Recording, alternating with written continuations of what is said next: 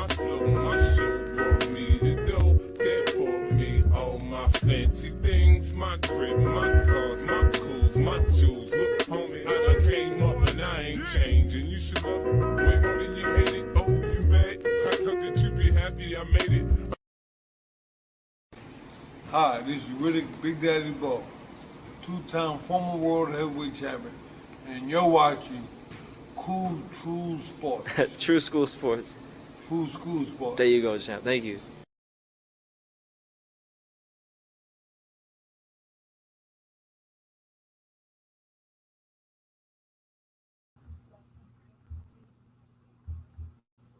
What can I say? I wouldn't be here today if the old school didn't pave the way. What can I say? I wouldn't be here today if the old school didn't pave the way.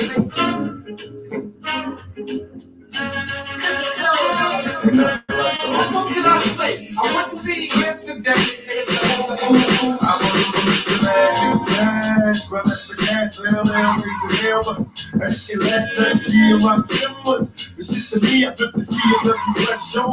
But Ricky D, the battle look is putting me in work. And Chuck D, will have my homies on the hill getting killed. Well, shit's real, but I can still remember all with that game. The red I was putting lock holes in the game. I can't explain how it was. Houdini had me fucking on that Buddha getting buzz. Instead I buzz, them black parties in the projects and on my block. Don't stop sipping on that body stop. Put my sticker in the Tifa and AC light. Listen to Texas KRS, we keep it going night. But till the rocket man trying, it's a straight sign. Remember, this was the project. What can I say? I wouldn't be here today if the old school didn't pave the way. What can I say? I wouldn't be here today if the old school didn't pave the way. What can I say? I wouldn't be here today if the old school didn't pave the way. What can I say? I wouldn't be here today if the old school didn't pave the way. Shampoos and DVDs, I kill the pieces off my leaves when I hit the streets. My friends get me bring the Levio and catch a kiss. Before the homies in my hood, let me smack a bitch. I remember way back, the beat they had too many seeds in the trade bag. I'm on the train heading uptown, freestyling with some outfits from uptown. Everybody just the hoop keep staring, taking my niggas wearing. I'm wondering if that's ahead. I remember stick ball, Uncle Hoops on the ball, taking leaks on the steps, sticking up the hall. From a childhood violence to juvenile, a young nigga trying to stay away from like as hell. Me and my homies breaking nights trying to keep it true. I don't know who's sipping on you, pooping nothing like the What homies. can I say? I wouldn't be here today if the old school didn't pave the way. What can I say? I wouldn't be here today if the old school didn't pave the way. What can I say? I wouldn't be here today if the old school didn't pave the way. What can I say? I wouldn't be here today if the old school didn't pave the way. Popping and locking the curse flow, the name jumps, and Scotland rock the super hole, black and Latin court. Was slick, quick, was slicking lottie dottie, getting no hoochies at the neighborhood block parties. I remember break dancing the Melly Bells, taking it high down, when he was the bells. Forget the TV, I'm about to hit the streets and do graffiti. Be careful on that the friends that got to see me. Ain't nothing like the old What school. can I say? I wouldn't be here today if the old school didn't pave Ain't the nothing way. like the old What can school. I say? I wouldn't be here today if the old school didn't pave Ain't the nothing way. like the old school. Hey, I'm gonna reel it up. Ain't nothing like the old school. Hey, I was at Latin Quarter Center when Eric B. Rock Kim did I Ain't No Jump for the first time. Hey, remember motherfuckers used to get that gold chain snatched? Remember that shit? Remember seeing Brooklyn go crazy up in the motherfucking party? Remember when used to go?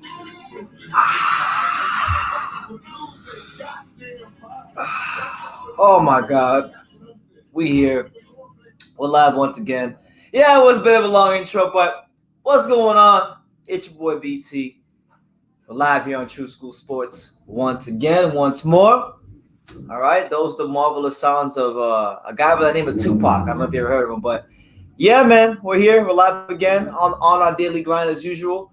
And yesterday we talked about Wilder Fury 3 and the rematch clause. Today we switched gears in the heavyweight division, and we will talk about Anthony Joshua versus Kubrat Pulev, June 20th, Tottenham Stadium. It has in fact been confirmed. So yeah, man, mark your calendars accordingly. It'll be AJ's next fight against Pulev, as it is a IBF mandatory defense. But with that being said, we are here again. Let's get to some comments. You know, I want to take the time to acknowledge everybody, because a lot of times I do these lives and everybody whines. Sometimes people whine and complain. They say, "Oh, BT, you skipped over my comment. You didn't listen to what I had to say." But, you know, I do my best to try to acknowledge everybody. So let's just do it one by one. If you're here right now, do me a favor, smash that like button. I know there's not, I mean, it said there's only two people here. I'm not sure that's accurate, but smash the like button. Make sure you subscribe.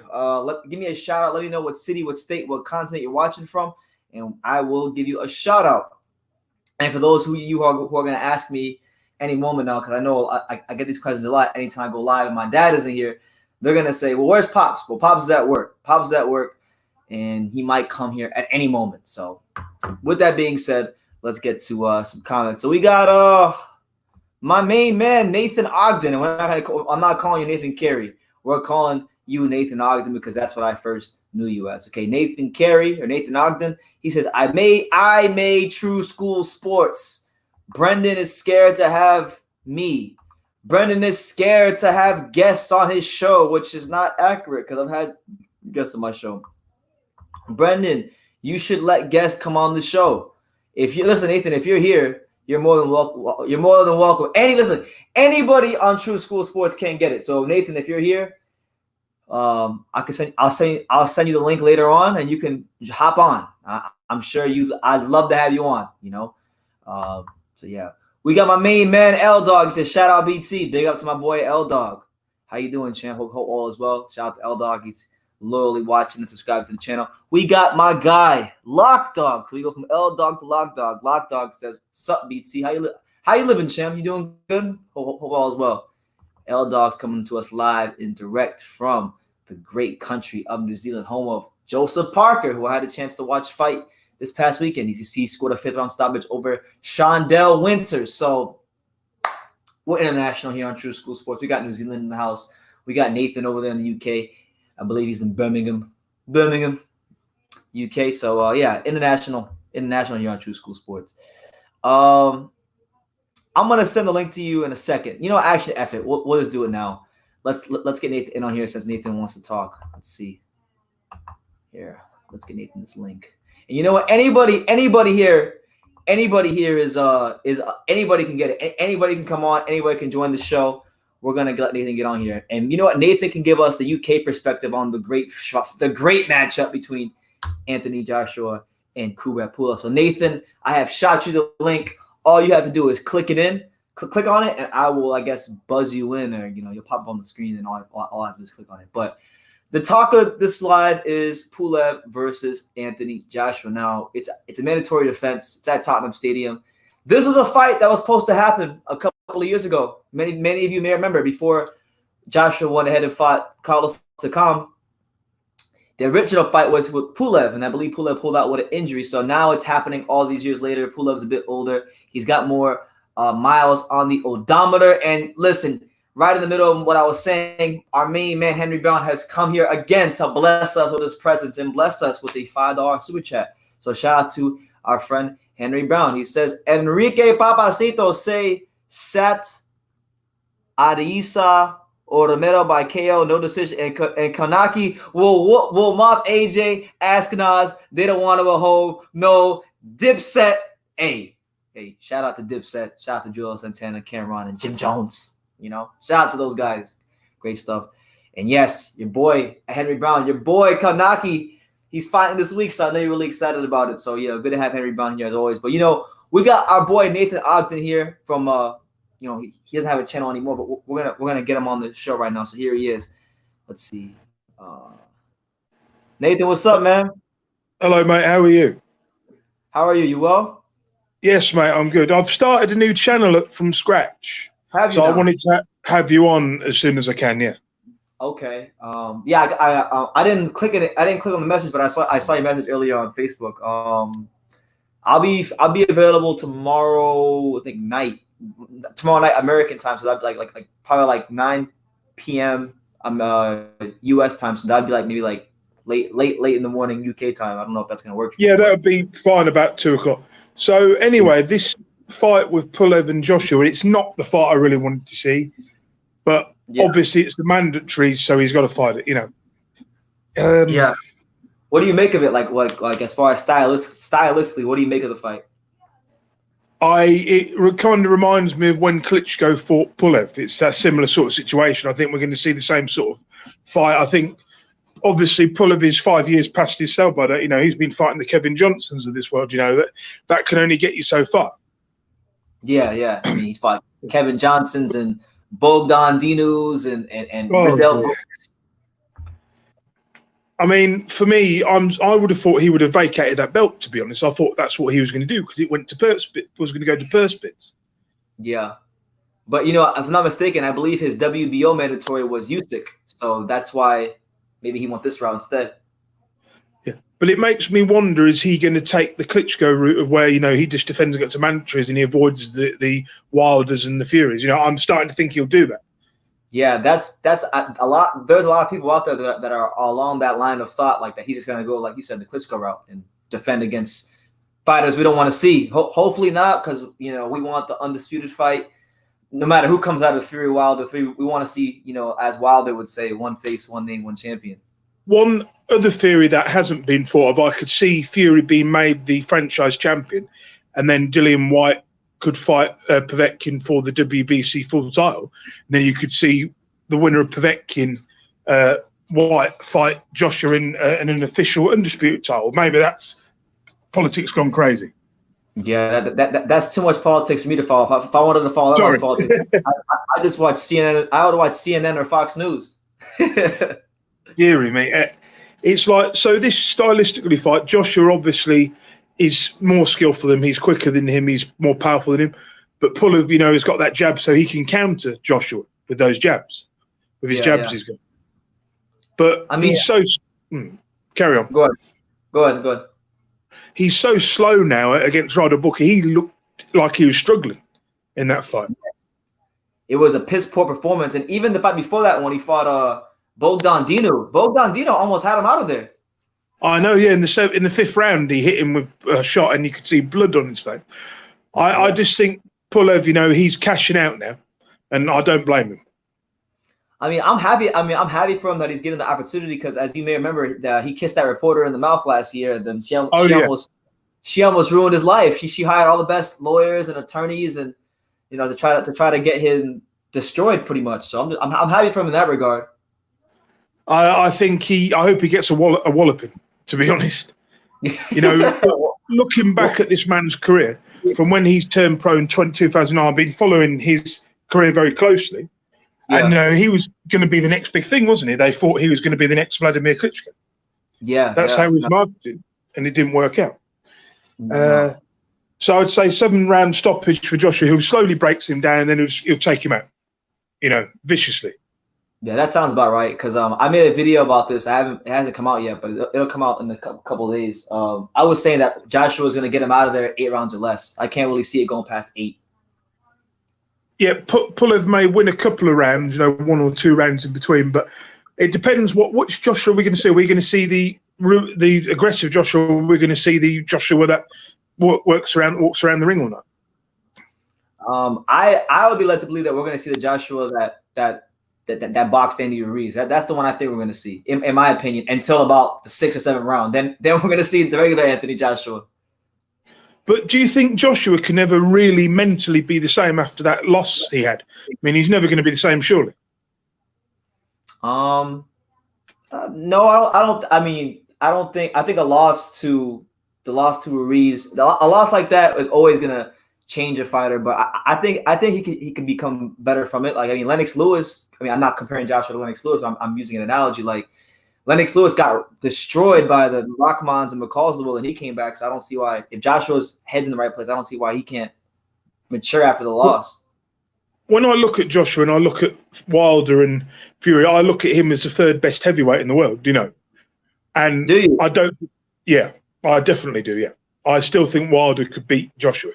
I don't think Joshua's got a very good chin, and I think Joshua's not as quick as Fury. If he used to fight Fury. Yeah, I think Joshua would quit on this stool. That's how much I rate Fury over Joshua. Well, I mean, I'm glad you said it because I mean, I think so too. I think Tyson Fury would absolutely destroy Anthony Joshua. I think he's levels above him.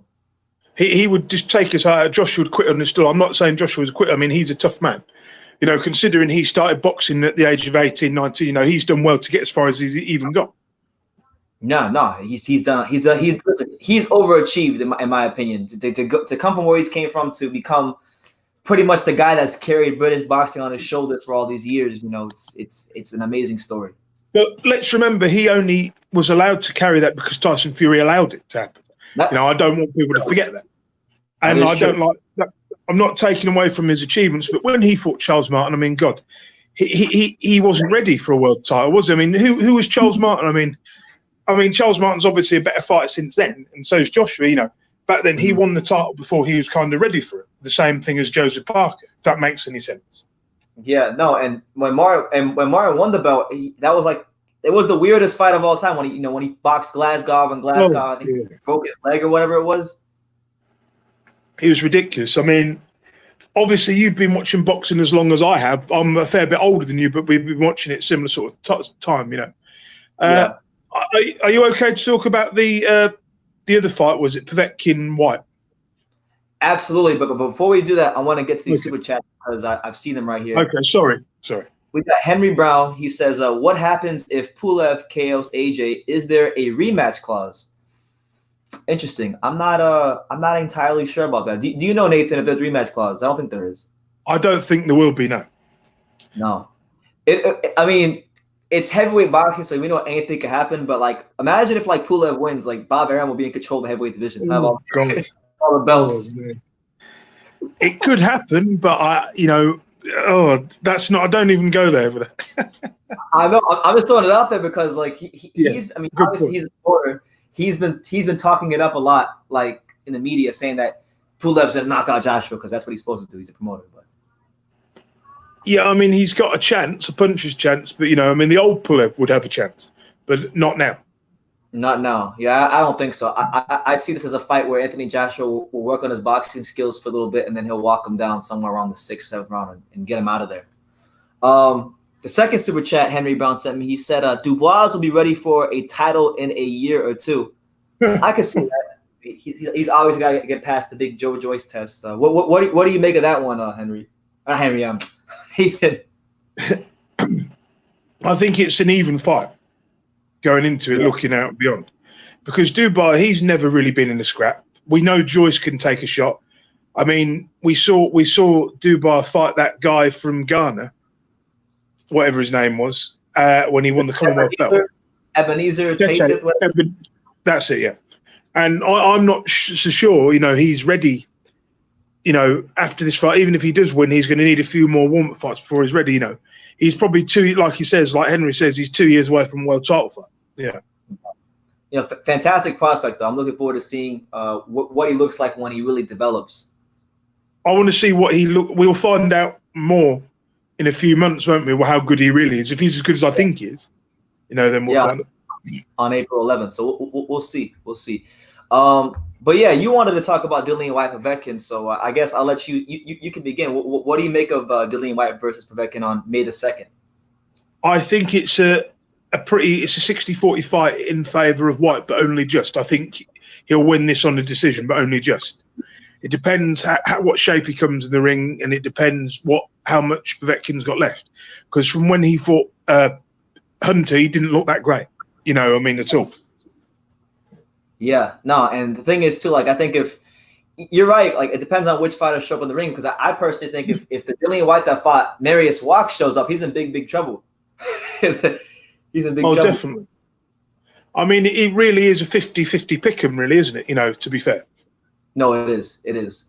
And you got to really respect Dillian Whyte. I mean, his last 5 fights, he's fighting the Chizoras and the Joseph Parkers, and now he's fighting Povetkin. I mean, this guy hasn't even boxed one round for a world title, and he's got a better resume than a lot of these guys that have had belts.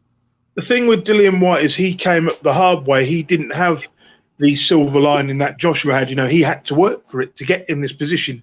Eddie Hearn has done his matchmaking perfectly. An old Lucas Brown, Joseph Parker, who's barely out of fighting Joshua, they're doing it right.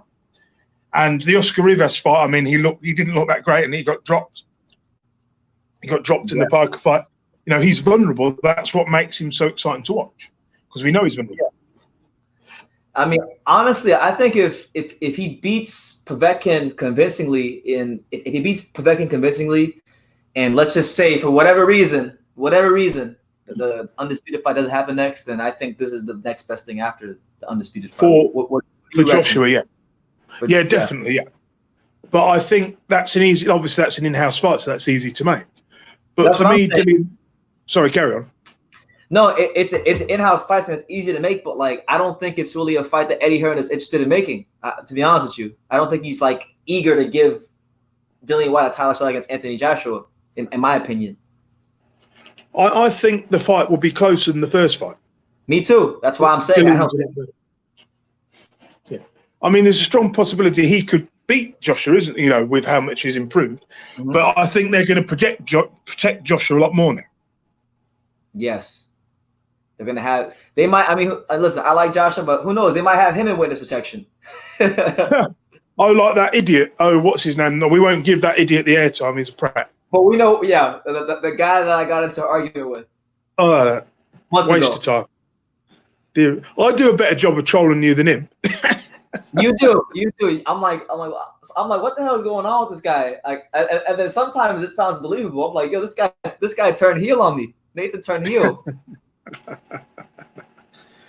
So yeah, this is a good fight, and I'm looking forward to it. Yeah, Whyte Povetkin is an absolute banger of a fight. You know, since I have you on here now, and you put your username as Fury is a God, I think it's only right that I ask you about Fury versus Wilder too. What did you make of it?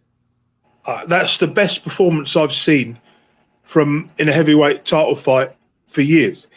I put it up there with Ali beating Foreman. Obviously not in the same kind of manner, but it was that kind of performance, you know. Yeah, dominant. And the fact that he beat the bully, you know, Fury to come back from what he's come back from and do that, you know, there's not many British heavyweights who've got that kind of talent. You know, there's only him and Lennox Lewis that I can say are up there, you know. He may even surpass Lennox Lewis, either way he's going, you know. Yeah. Do you think he like based on what you've seen so far in his career, and who knows? I mean, how long have you been following Fury? You've probably been following longer than I have. Since the beginning, since 2008 when he fought John McDonough.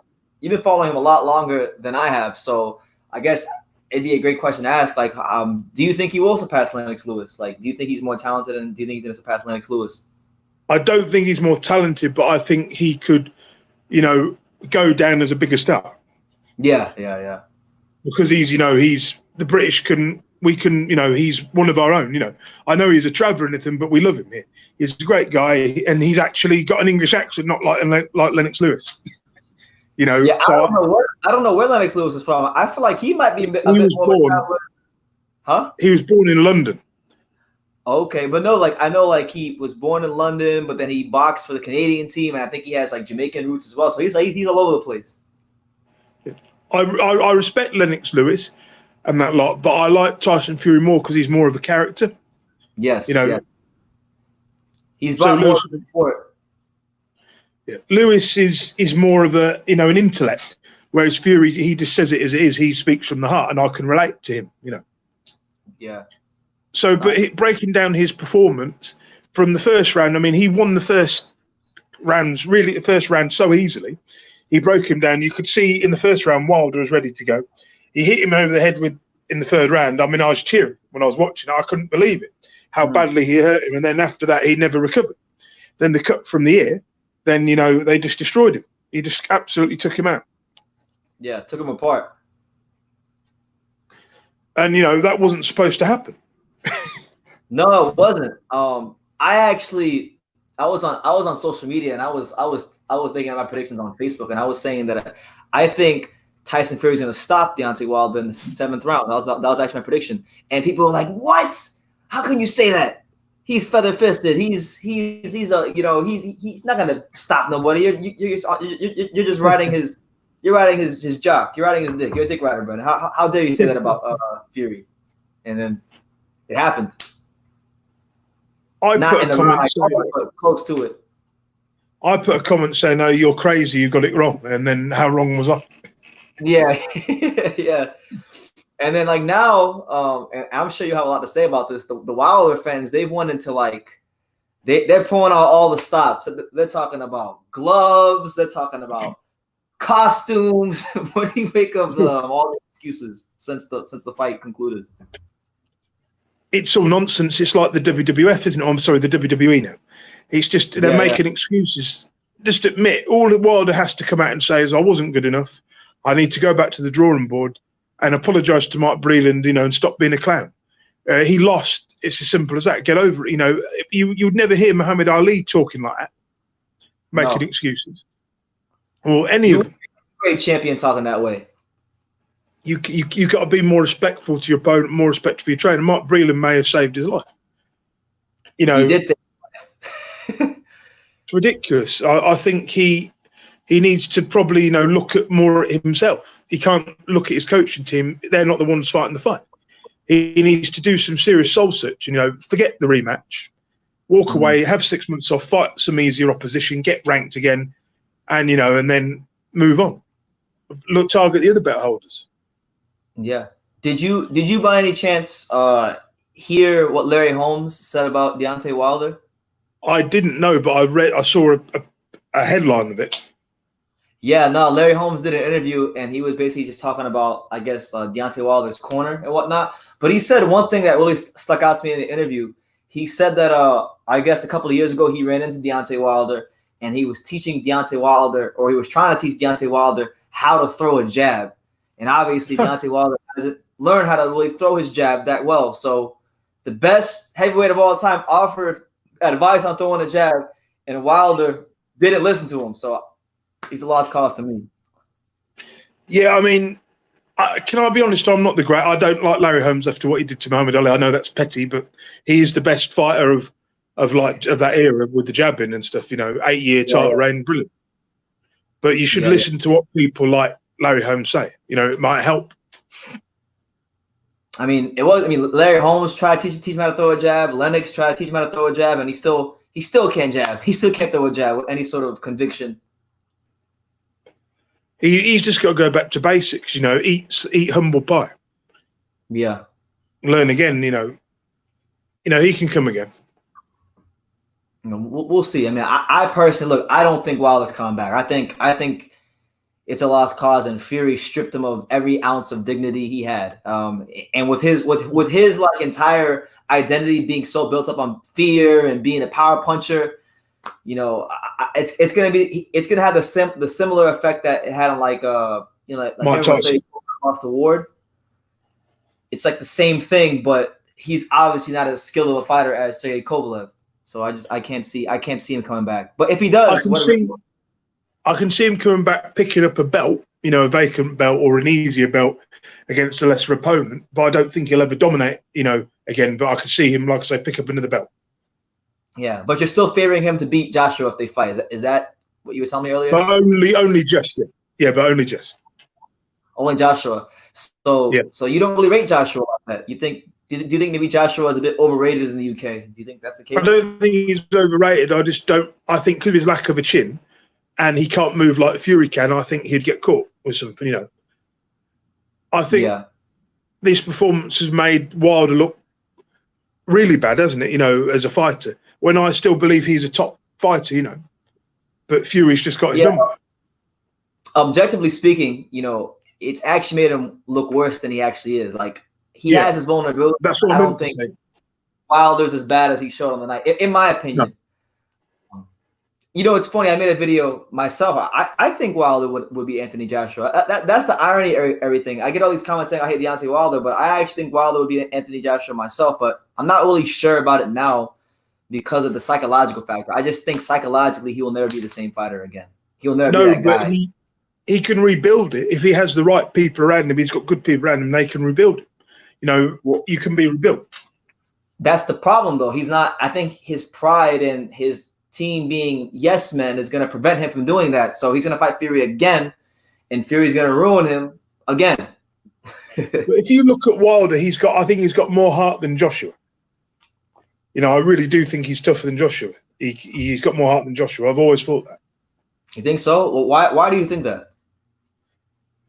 Because he, even though he got knocked down, he got hurt, he wanted to carry on, and if that happened to Joshua, he wouldn't be the same, and Fury probably hit Wilder harder than Joshua got hit by Ruiz, It makes you wonder, doesn't it?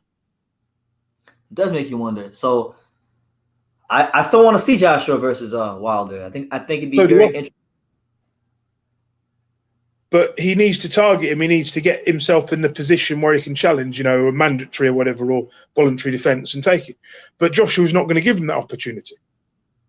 No, absolutely not. Especially with all the bad blood from the negotiations and the DAZN deal, and it's not happening. It's not happening. And plus, they know Wilder. I think they know that Wilder, even with him in his fragmented state that he's in now, he's still dangerous enough to beat Joshua. So. Yeah, definitely. But he's fighting Pulev at the Tottenham Stadium. That'd be cool though. They're fighting at the new Tottenham Stadium. Yeah, definitely.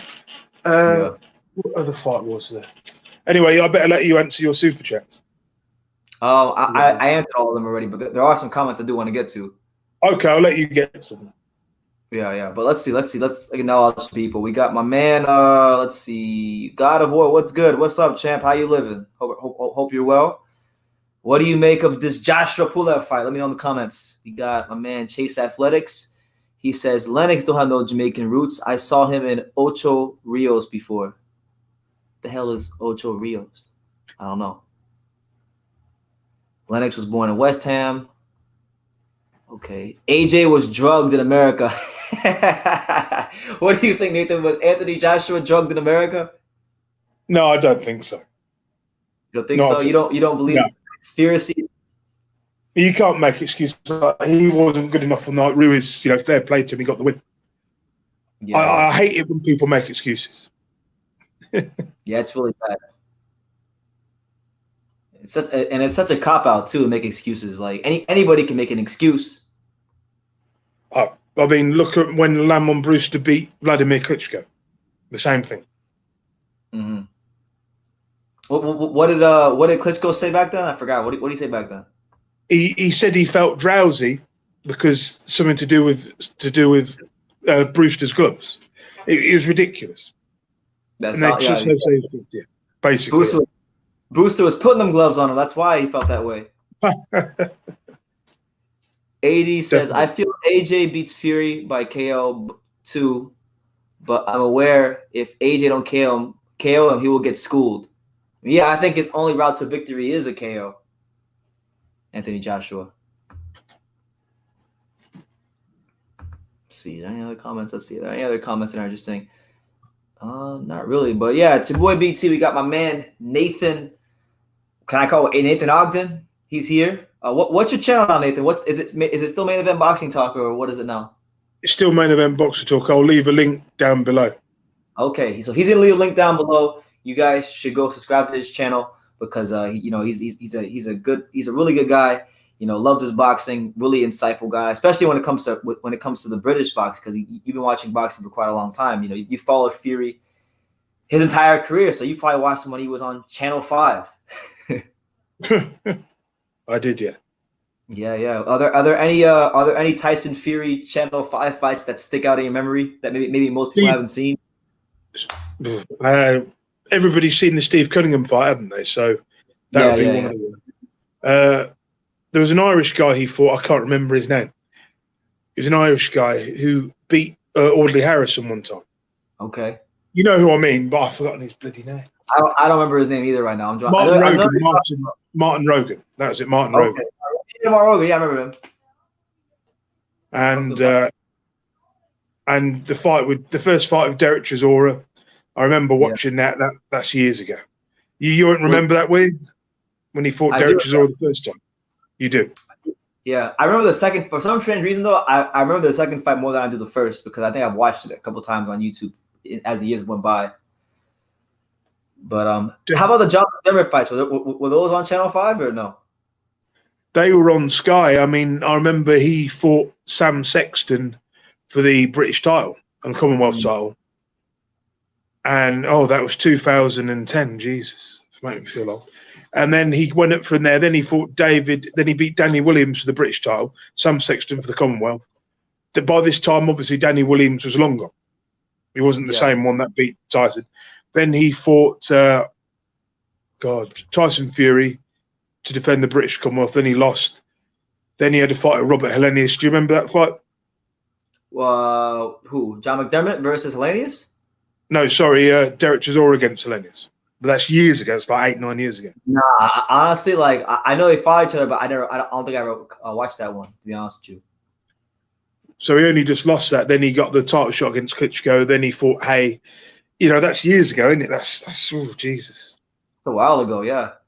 You know, speaking of Helenius is in action this week. He's fighting babyface Adam Kaunaki. You know, the remains of Robert Helenius versus Adam Kaunaki. He's going to get destroyed. I think he gets destroyed too. Nathan, give me 1 second. 1 second.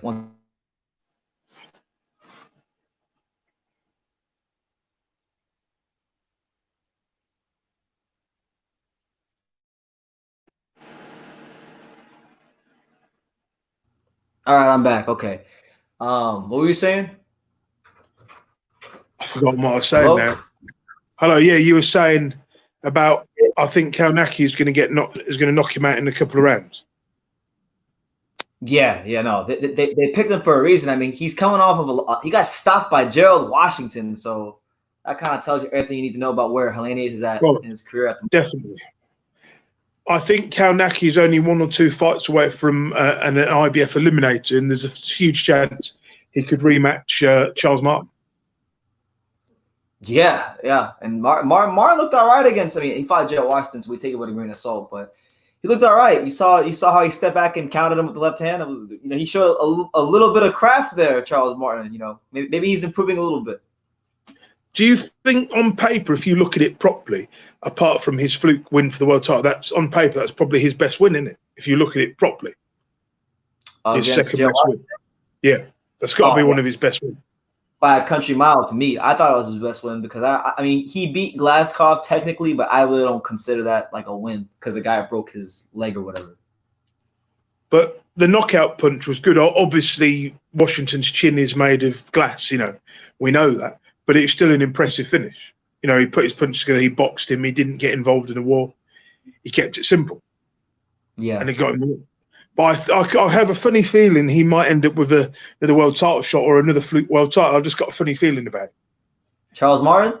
Yeah, I just got a funny feeling he'll end up winning a vacant belt somehow. I think I think you're on the right track. You know what?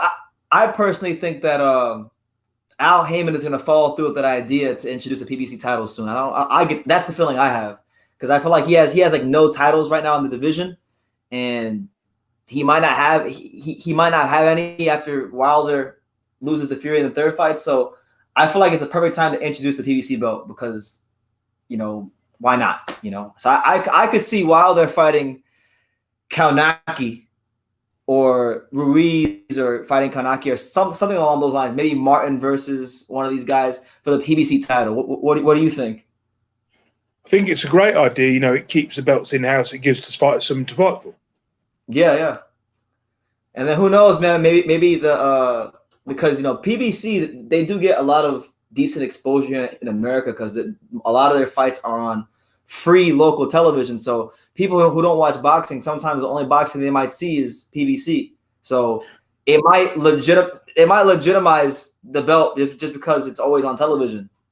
So you reckon they could break away and do their own thing like the UFC, or is that a completely crazy idea? It won't work. I mean, they could do it. It's just not going to work because there's too much. Boxing is too fragmented, and there's too much money involved with the other sanctioning bodies for that to happen. You know, I can't see it happen. I can't see it working. They can try it, but it's not going to work. You know, people in boxing, the minute that belt gets introduced, I think the majority of boxing people, you know, as far as fans and maybe even people in the boxing industry, they're just going to look at it and say that's the fake heavyweight title. That's the fake, and whoever holds that belt will be referred to as the fake heavyweight champion. But they're going to try. I mean, it's no different to the WBA. Yeah, and this Bryan thing, which there's been a purse been made from Don King. Oh my God! $2 million. I was just reading about that today. I was gonna do a video on it, but I'm actually supposed to go see Stacey McKinley soon this week, so I'm gonna ask him about it. But honestly, I'm sick of talking about it. I'm sick of hearing about person. I'm not going to mention it again. No, you can mention it. I'm just saying, like, I don't want to make another video about it because it's like nothing ever happens. Because I was reading that, like, if even though I think Don King won the purse, but the fight still might not happen because apparently there's a disagreement with the purse splits. Like he's trying to get Trevor Bryant, I think 40% of the purse or something like that, when he's supposed to get 25%. As I forget something like that, something along those lines. But how can you hold the belt for 2.5 years and not defend it? I mean, that's crazy. Yeah, I mean, well, it's a fake trinket, and nobody cares about it. So it's like that whole saga. Like, I wish the WBA would just eradicate and get rid of the belt because it's completely pointless. You know, you got Char, who's been sitting on the shelf for like what 20+ months, not fighting nobody. He had the PED issues and whatnot. You got Trevor Bryant, who's just training his life away, not getting any not getting any fights because, you know, Don King has like no pull in boxing these days. He's just there and he's basically semi-retired. You know, when I read articles about Don King these days, I don't even believe them because I in my mind he's retired. Don King, I mean, my opinion of him, I can't really repeat what I think of him on the channel. You know, the guy killed 2 people. He's a snake. He should be long gone from boxing. You know, look at Tim Witherspoon, all the people he robbed. You know, exactly. Do you know what I mean?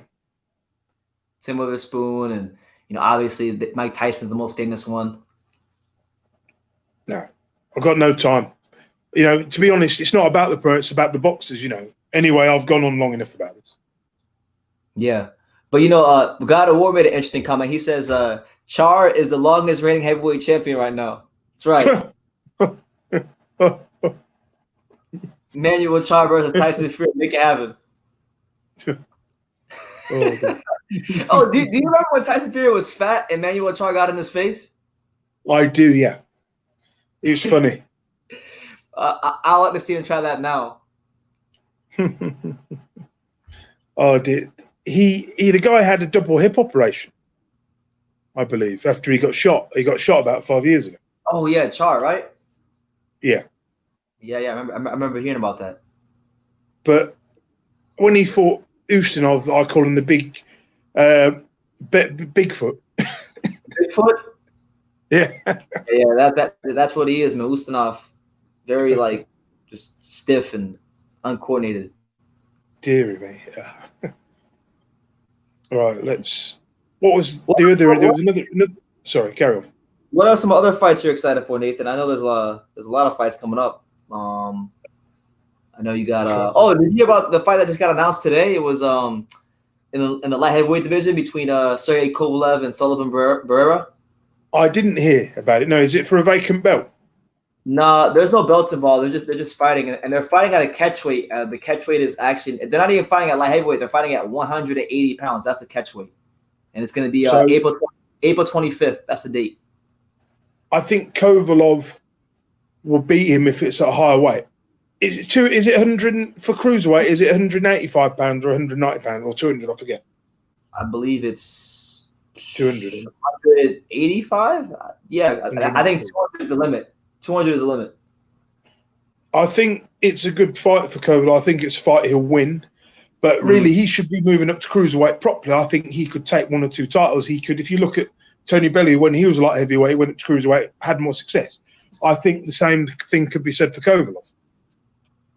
Yeah, no, because cruiserweight's wide open right now. I mean, it's wide open. I just did a video about Breedis versus Dorticos because that fight's coming up in 2 weeks, basically about 2.5 weeks. And I was looking at the rankings, and I was just looking at the cruiserweight division. I'm like, yo, this division is extremely wide open. I mean, you had like Breedis and Dorticos. I think they're both title holders. And then there was some other guy who holds the WBA belt who I've never heard of in my life. And I think the WBA. A French guy, yeah. He's not that good. Then Makabu won't hold the belt for long. No, I don't think so. I like Makabu, but I don't think he's holding it for long myself. I'm actually more excited for the guys that don't have titles in the division than the guys that do have titles. Like You know, obviously you have a Coley in the division. You have like Alexei Papin who's around. Kevin Lorena. You got him. You know, I know he's not ranked in the top 15, but I want to mention him anyway. You got Isaac Chamberlain who's coming back soon. I think he's got talent, but I don't think he'll ever be more than a British champion. I just don't see it. You know, he's a good fighter, but you know I don't rate him very highly. I know you rate him highly. I know you don't rate him highly, but I think he will at some point in time. I don't know when, but I think he'll crack that top 15 at some point. He'll be a factor. The division is wide open, so I think if there was ever a time for him to do something, it's going to be within the next year or so. And he's fighting on 28th. He's fighting on 28th in Coventry. Channel 5, Channel 5. I wish him all the best. You know, I'm friends with him on Facebook and that lot. Does he listen to the show? Sometimes he does. Like he pops by every now and then, but I don't think he's finally not listening now because he's in Miami now and it's 12:51. So he's probably. He reminds me of that other British fighter. I forgot his name. Another black guy fights at the light welterweight division, who fought Josh Taylor. You know who I mean? I've forgotten his name. Oh man, O'Hara Davies. Yeah, he reminds me of him. Oh, man, I think. Why do you say that? I just see similarities in their, you know, the ceiling. I don't think he can go any more further than say what O'Hara Davis is. I just don't see it in him. You know, maybe I'm being fair and fair. I think that's a bit unfair. O'Hara Davies, as far as his skill set, his skills, he was a lot more raw when he came into the sport. I think Isaac technically he's a bit more sound than O'Hara. Oh yeah, he's more disciplined. He's he's a disciplined fighter. You know, I remember when he fought that Camacho guy. He had like a bad arm. Camacho, and he won against Whyte Camacho. Yeah, that was a good performance. He had guts to do that. You know, to win the Southern Area title. But when he fought Chamberlain, when he fought Akoli, he wasn't seasoned enough. I think he's been obviously in Miami for the last year, hasn't he? Working and stuff. You know, I think he could get to European level at the highest. He's boxing like a Cuban fighter now. His whole style is like, I mean, you'll see it when he fights. Like his whole style is like different now. Like he moves differently. They've been working a lot on counter punching and moving his head off the line. So like, listen, I don't know how he's going to perform under the lights, but from what I've seen in the gym, he's not the same guy who fought, you know, for the Southern Area title against Whyte Camacho or Akoli, in my opinion. Yeah, I agree. Yeah, I'm just trying to think what else other news came up today. There's some other news. I'm trying to think. Let's see. I was reading about. I mean, I don't know how closely you follow the smaller weight classes, but I did a couple of videos earlier about that today. You know that guy that just fought this past weekend, Julio Cesar Martinez, the guy that fought Jay Harris. Yeah. Yeah, he's talking about fighting Romo Gonzalez and Juan Francisco Estrada. He wants to move up and fight those guys, apparently. I think he'd do well against them. I don't think he'd beat them right now, but he'd do well. Yeah, I think so too. The fight with Gonzalez, I think, would be extremely entertaining, but because those are two guys that like to fight in a phone booth and trade, and so that's a good TV fight. Let's see. You got what's his name? Andy Ruiz was talking about his weight today. That came out. Apparently, he said he wants to weigh 250 pounds, and that's his perfect weight, which he hasn't been anywhere close to 250 since 2016 when he fought Joseph Parker and weighed 255 3/4. It's just with him. It's just, can he stay disciplined? You know, he's such a talented fighter, and he's blowing it really, and you know, by coming in the ring at that weight of 19, 20 stone. I mean, he pissed away being the cat. He could have been the cash cow of boxing if he would have won that fight, and he pissed it away, threw it away. I think he'll be back. I mean, I don't know if he'll win another world title, but he'll be back. You know, fighting other guys again. I'm not going to judge him too harshly on that loss, you know, because, you know, he did well to even win the belts in the first place. So you got to give him respect. No, absolutely. He did. I know. So like you're obviously in the UK, you follow British boxing. So I guess a good question to ask you would be, what do you think about, Kell fight? Because he got absolutely destroyed by Romo Gonzalez. What do you think he should do next with his career? Like moving forward? Have a couple of warm-ups, possibly move up a weight. Yeah. You know, try and win a world title there. or wait for one of the other belts to become vacant. So I think he could probably move up, couldn't it? It wouldn't hurt his career. That loss hasn't hurt his career. No one was expecting him to win, no one thought he was going to win. So it doesn't do anything for his career, but he did use the wrong tactics, going toe-to-toe with someone like that, big no-no. That was dumb. I got the sense, watching the fight, I was there. I got the sense that, he probably felt like Gonzalez would have worn down because of the size at some point in the fight. So he kind of got stubborn, and this is one of those times where sticking with your game plan actually is to his detriment, when he should have boxed on the outside, because and he can box on the outside, because if you remember when he won the title against Luis Concepcion, he was counter punching, he was boxing off of his back foot, but then the whole time, every title defense he had while he was champion, he never boxed that way again. It was weird. But the thing for me is, the fact that he had the title for 3 years, is an achievement. It is. He wasn't ready for this kind of test, but he had to know, didn't he, if he was good enough or not, Yeah. And now he knows where he's at, so he can go to the gym and make the proper adjustments. I personally think that right now for him, the perfect fight right now would be the big domestic fight with Charlie Edwards, because they have a big rivalry. I think he'd beat Charlie Edwards. Me too. I think he'd stop him. He's still one of the top 5 fighters in that division, the top 6, 7 fighters in that division. He's still there. Yeah, no, for sure. I don't think he's quite on that. He's obviously not on that Gonzalez Estrada level, but that tier below it, I would say, just below maybe in Cajas, he's right there. He'll get a belt again, I'm not saying he won't. I think he will at some point in the future. But he just needs to rebuild slowly, look at, like you say, go back to the gym. Have you spoke to him since the fight? I spoke to him right after the fight. Well, I was trying to interview him right after the fight. I saw him in the hotel lobby, and I asked him for an interview, and he had a big gash in the middle of his nose. Oh snap! What's up, Pop? Hold on. Want to talk Wendy's? Oh, no, I'm good. I'm on live right now. I'm live. No, I got a little game. Okay. Well, Pops is here. Everybody, come say hi real quick. Nathan is live. My boy Nathan is live. What's going on, Nathan? Oh, that's Young Buck. That you. No, this is Nathan. How are you, mate? Are you all right? What's going on, Nathan? How's everything, man? I just got in from. I'm all right, brother. How are you? Working all day, you know what I mean? But nothing better than coming home and talking about boxing. I ain't gonna lie to you. I just got in 12, 16 hours work day. That's what you call the American dream. Maybe I should go look and see what the UK dream is all about. You know what I mean? You want to pay taxes?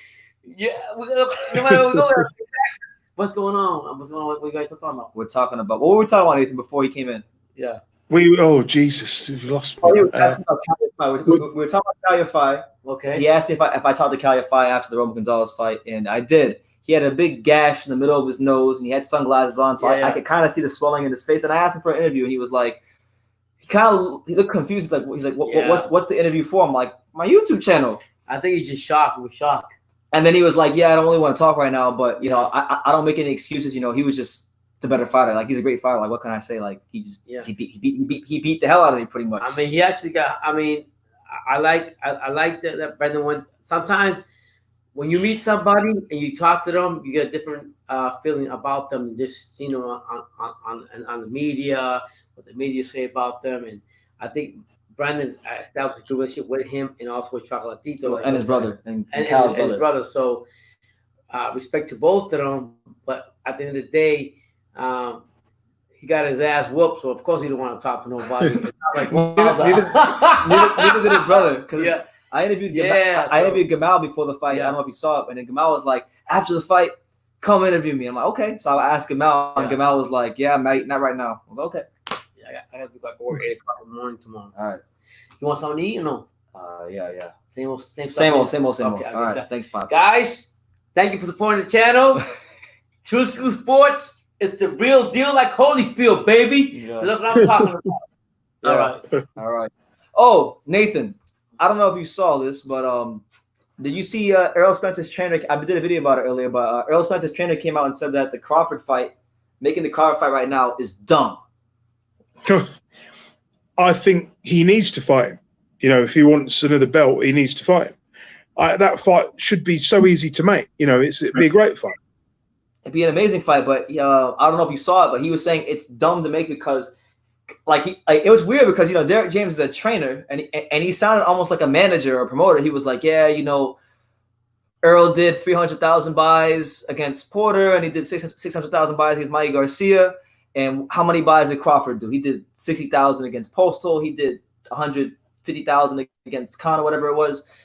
So he was talking like a promoter, and he was saying it was dumb, and he was saying that Crawford needs to build his profile up more.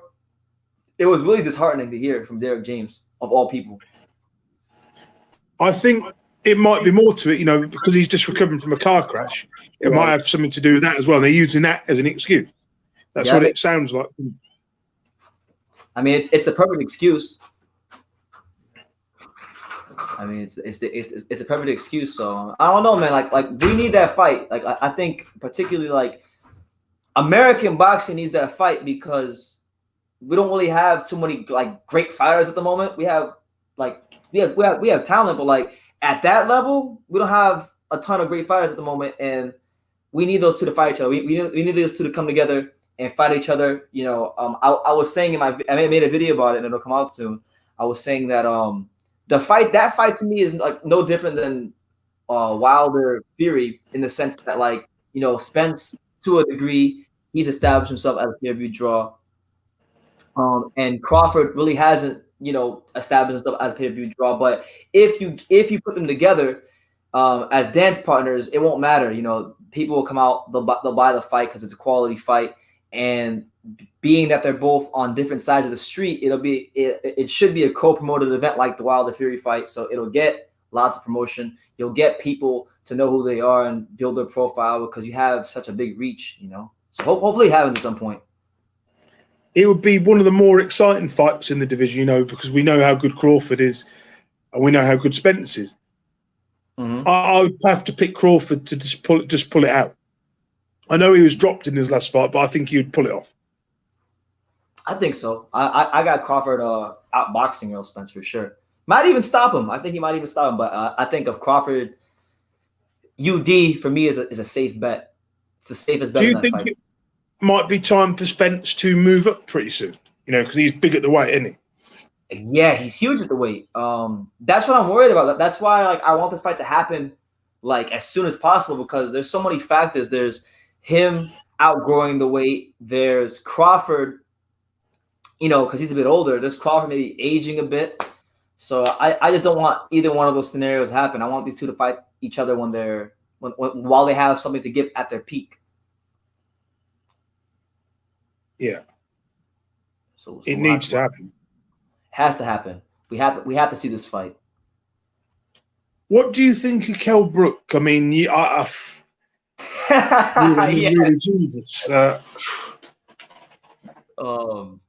What do I think about him? Like as far as his last fight with DeLuca? Yeah, I thought it was a good performance. DeLuca was there to win. Obviously we knew DeLuca wasn't as talented as Kell Brook, so Kell Brook did in that fight what he's supposed to do with a guy at that level. I didn't think. I mean, it was a good performance. I enjoyed it. At times, he looked like his old self against that opposition. But unless he fights I don't know, like a Jarrett Hurd type of fighter, I don't really see him beating many people at 154. But I hope he does. I mean, I like Kell Brook. I'm obviously a fan of his. I think at the moment, putting him against this level of opposition they're just rebuilding him, aren't they? They're slowly rebuilding him. And there's nothing wrong with that with the two fights he had. It all went wrong when he fought Triple G. At that point, he was, that has taken something away from him, hasn't it? Those two losses. Yeah, no, because that was probably Kell Brook is probably the one fighter where Eddie Hearn has really just ruined his career. He ruined his career. That guy was the number one. He was arguably the number one welterweight in the eyes of many people. I believe Ring Magazine might have had him number one at some point. And he makes Kell Brook take this ridiculous fight with Golovkin, and then Kell's a fighter, so he wasn't just gonna give up the IBF title. He makes the ridiculous weight cut from 160 to 147, and I really think if he would have fought Earl Spence, and this is my belief, if he would have fought Earl Spence, without having to make that dramatic weight cut, I think he would have beat him. In my opinion, I agree. I think the Triple G fight took 2 or 3 years off his career. with the He beating did. he took. And when you take 2 or 3 years of a career of a man like that with that kind of talent, it tolls on you, doesn't it? That's what happens. Nah. And I think it's only a matter of time. I even think Liam Smith would have a real chance of beating. Well, that's the next fight they're talking about is Liam Smith versus Kell Brook. So I guess we're gonna find out how much he still has left when he fights Liam Smith. That'll be a good barometer of where he's at right now in his career. But that fight could have happened 4 years ago when Kell was the IBF and Liam was the WBO champion at 154. That fight could have easily happened. That's true. They even talked about it 4 years ago. They did not, and I mean, you had that fight. You had I know you were supposed to fight Jesse Vargas, and then that fight kind of it was scheduled, and then it fell through for whatever reason. So yeah, man, I just think with 154 too, there's so many good fighters there now. You got the likes of I like Brian Castano is there. You got the Carlos Adames of the world. You got Julian Williams. You got Rosario. I think he would. I'll tell you this though. I think even the shot version of Kell Brook would whoop Jarrett Hurd. I think he would whoop Jarrett Hurd. To be honest with you. Yeah, he's good enough to beat him. I mean, Jarrett Hurd, he's still learning, isn't he? He's still on the way up. I know he's lost his title. Yeah, he's trying to, but they're trying to change his style. They're trying to change his style. I don't know if you saw his last fight against Francisco Santana, but I did. Yeah, he didn't look great. He looked horrible. I think he should just be himself. The thing with Jarrett Hurd is he kind of came out of nowhere. He won the belt. He came out of nowhere. The same way Sean Porter came out of nowhere when he won his title against Paulie Malignaggi. Same sort of scenario. No, absolutely. And then you got who else you got? You got Jesse Vargas will probably be there at 154. So I think that'll probably be a fight maybe Matchroom Boxing looks to explore because obviously Vargas came back down to 147 for the Garcia payday, but he's gonna go back up to 154. So when he does, I fully expect Eddie Hearn to look at making that fight happen between Kell Brook and Jesse. I think Vargas. Kell Brook would beat Jesse Vargas right now. Me too. Jesse doesn't really do anything great in the ring. I can't really. There's not really one thing you can pick out that he does great. He's a man of many things, master. He's never been the same since he lost his title to Pacquiao 4 years ago. He's never recovered. No. I mean, I was shocked when he fought Mikey Garcia this past weekend, and Mikey Garcia dropped him like that. I was actually shocked. I mean, I didn't think Mikey would do that to him. Thing with Mikey is he doesn't really belong at this weight. I think he should step back down to 140. 147 isn't, he could beat the B level guys, but not the top level guys at welterweight. Well, he's talking about fighting Pacquiao now, which I think is career suicide if he fights him. He needs he needs to go back down to lightweight or, like I say, 140 to stand a chance of doing anything. Yeah, how do you feel about him potentially fighting Manny Pacquiao if that fight comes to fruition?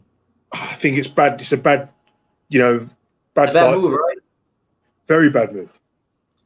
And now apparently there's been rumblings that apparently he's gonna that Saudi Arabia is gonna put up a bunch of money for the fight. So if that's the case, he's not moving back down anywhere. He's staying right there at 147 to fight Manny Pacquiao for that Arab money, for oil well money. I mean, with him, you've got to give Garcia the respect. He's a 4-weight world champion. He's a quality fighter, but he's just gone up 1 weight too many. Even when he beat Sergio Lipnitz, you could see he was struggling. That's true. I'm not really a big fan of Mikey Garcia. I feel like ever since he came back from the long layoff, his career, all of his fights have been safe, very safe opposition. He fought. He came back. He fought Eluhio Rojas. Then he fought Dehans Latikin for the WBC belt. Then after that, I believe he fought Lipinets. And then after that, it was then he fought Spence, which you can't really say that was a safe fight. But I looked at it as a safer fight because he didn't go in there to really beat Errol Spence. He fought with the intensity of a sparring partner and was content to get out boxed for 12 rounds rather than trying to go for broke, win the fight. And then he fights Vargas, who hasn't really fought at welterweight in 2 years, and was eyeing him moving up anyway. So, I'm not really impressed with Mikey. I want to see him. I really wanted to see him fight Lomachenko or Linares, and he kind of bypassed those guys. ducked him. It would have been better for him to fight Lomachenko, definitely. Yeah, But you know, ducked he's him. just trying his luck, isn't he? He's pushing his luck. No, he is, and he's trying to like it's his career, so I can't get mad at him. I think when his career is done, I think he's gonna make an excellent promoter. I'll give him that much. But he's just going for whatever fights are gonna give him the most money. And again, it's prize fighting, so you can't get mad at him for that. You know, I'm not gonna pay his bills when he's retired, and neither are you. So it's his prerogative. You know, I mean, obviously it's prize fighting and that lot. You know, you've got to do what's right for your career and your family. Mhm. And I understand that with certain fighters. But then with some fighters, you've got to say enough is enough, haven't you? I mean, look at Dave Allen. Oh my god! I'm glad. I'm Embarrassing. actually glad you brought him up, man. He's been the talk of the town in the UK with the whole Dorian Darch controversy and the match fixing scandal. Apparently, do you think it was fixed? No. I No? mean, what would they have to gain from a fighter of his standard betting on someone like him? You know, he's only popular because of Eddie Hearn, the fact that he opens his mouth. You know, he's only English level, isn't he? Really, he's not British level. He's English level. Oh my god, yeah, he is English level. I mean, the guy has never won a Southern area title, and this guy has headlined, right? He headlined at the O2 against without Lucas Brown. He headlined against him. Oh my god, bro. There's so many fighters in the UK that have won British titles or challenged British titles that are much better than Dave Allen, and this guy hasn't won a Southern area title, and he's getting headlining shows at the O2 Arena. It's insane. He could win a British title if he fights the right kind of opposition. I mean, they could find Eddie Hearn has the power to find someone low enough in the rankings that he could beat.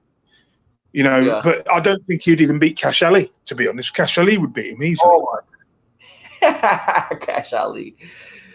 Oh man, and that's saying something that Cash Ali would be a favorite in that fight because I mean Cash Ali, he has until the David Price fight. He was you can't even say English or British level. He was Sheffield level because that's the only place he was fighting was Sheffield. You know, but he's all right. But then I look at other fighters like David Price. I mean, God, where's the man's dignity? Jesus. The big stiff idiot. He keeps carrying on. It's embarrassing. The more when he lost to Tony Thompson 9 years ago, I thought, what are you doing? And Lennox Lewis comes out of retirement to train him. But do you remember all that nonsense? I do remember that. Yeah, Lennox Lewis try to get him right and try to steer the ship correct, but as we can see, it was ridiculous. But I mean, what does it say about Dave Allen that he couldn't even beat David Price? He couldn't even beat David Price.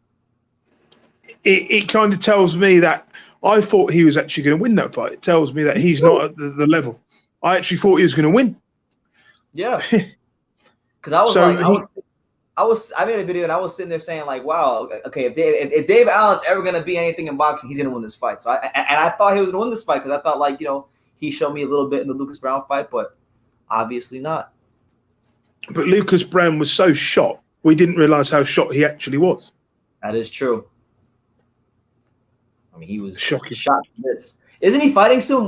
He's supposed to fight somebody soon, right? Lucas Brown. Yeah, he's fighting some Russian guy who's like a 9-0 prospect. I can't see Brown winning that. Yeah, I mean, it's getting pretty ridiculous from Lucas Brown as well. I mean, he should hang it up too. Like, yeah. And I mean, I watched him this last fight. He fought a guy called Bowie Tupou, and he nearly got knocked out in the first round by this guy. Yeah, shocking performance. Shocking. Really shocking performance. Did you watch Anthony Yard's performance the other week in Spain? No, I only heard about it. It was because I was covering a local fight that week, and I was covering a local fight. But I heard about it. Did he look good? No. It took him 2 rounds to get the guy out of there.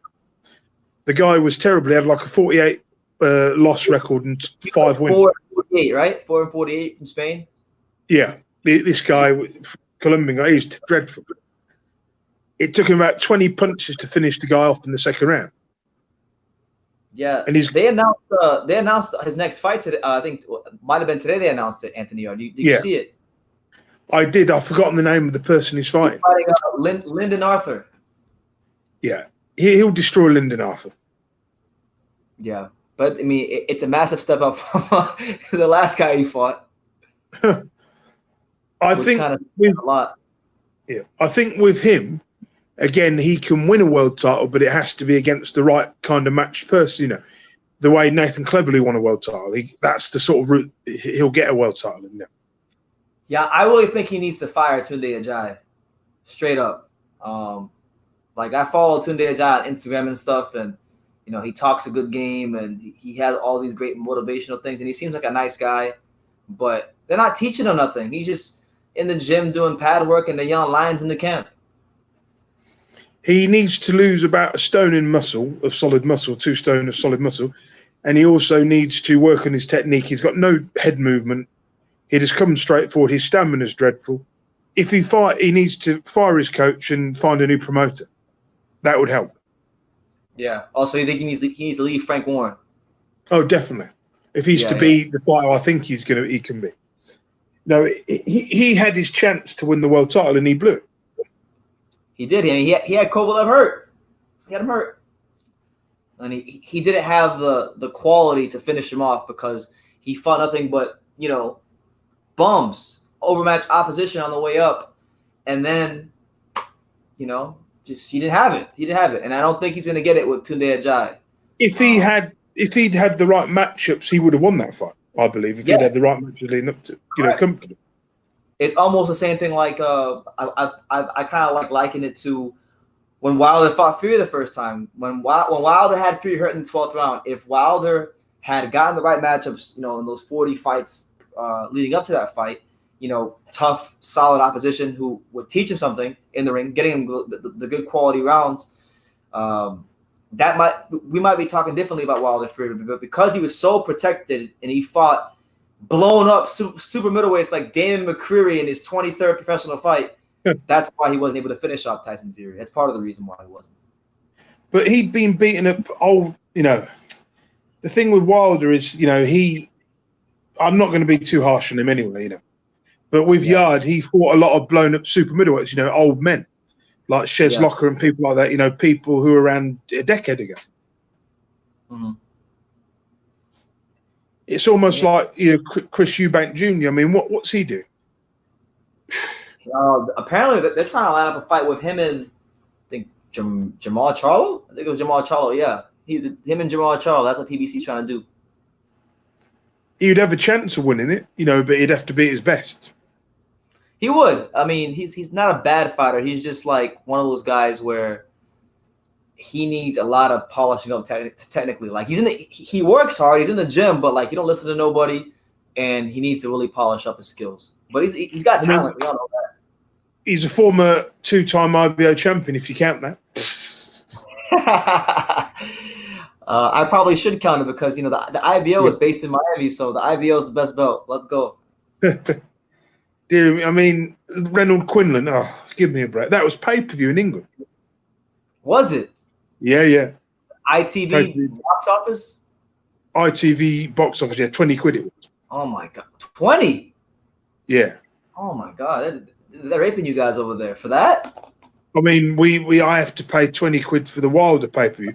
But obviously in America the pay-per-views are like $80, aren't they? Or something stupid. Yes. Oh my God. That's why when I went to watch Wilder fight, I went to go watch it at a bar.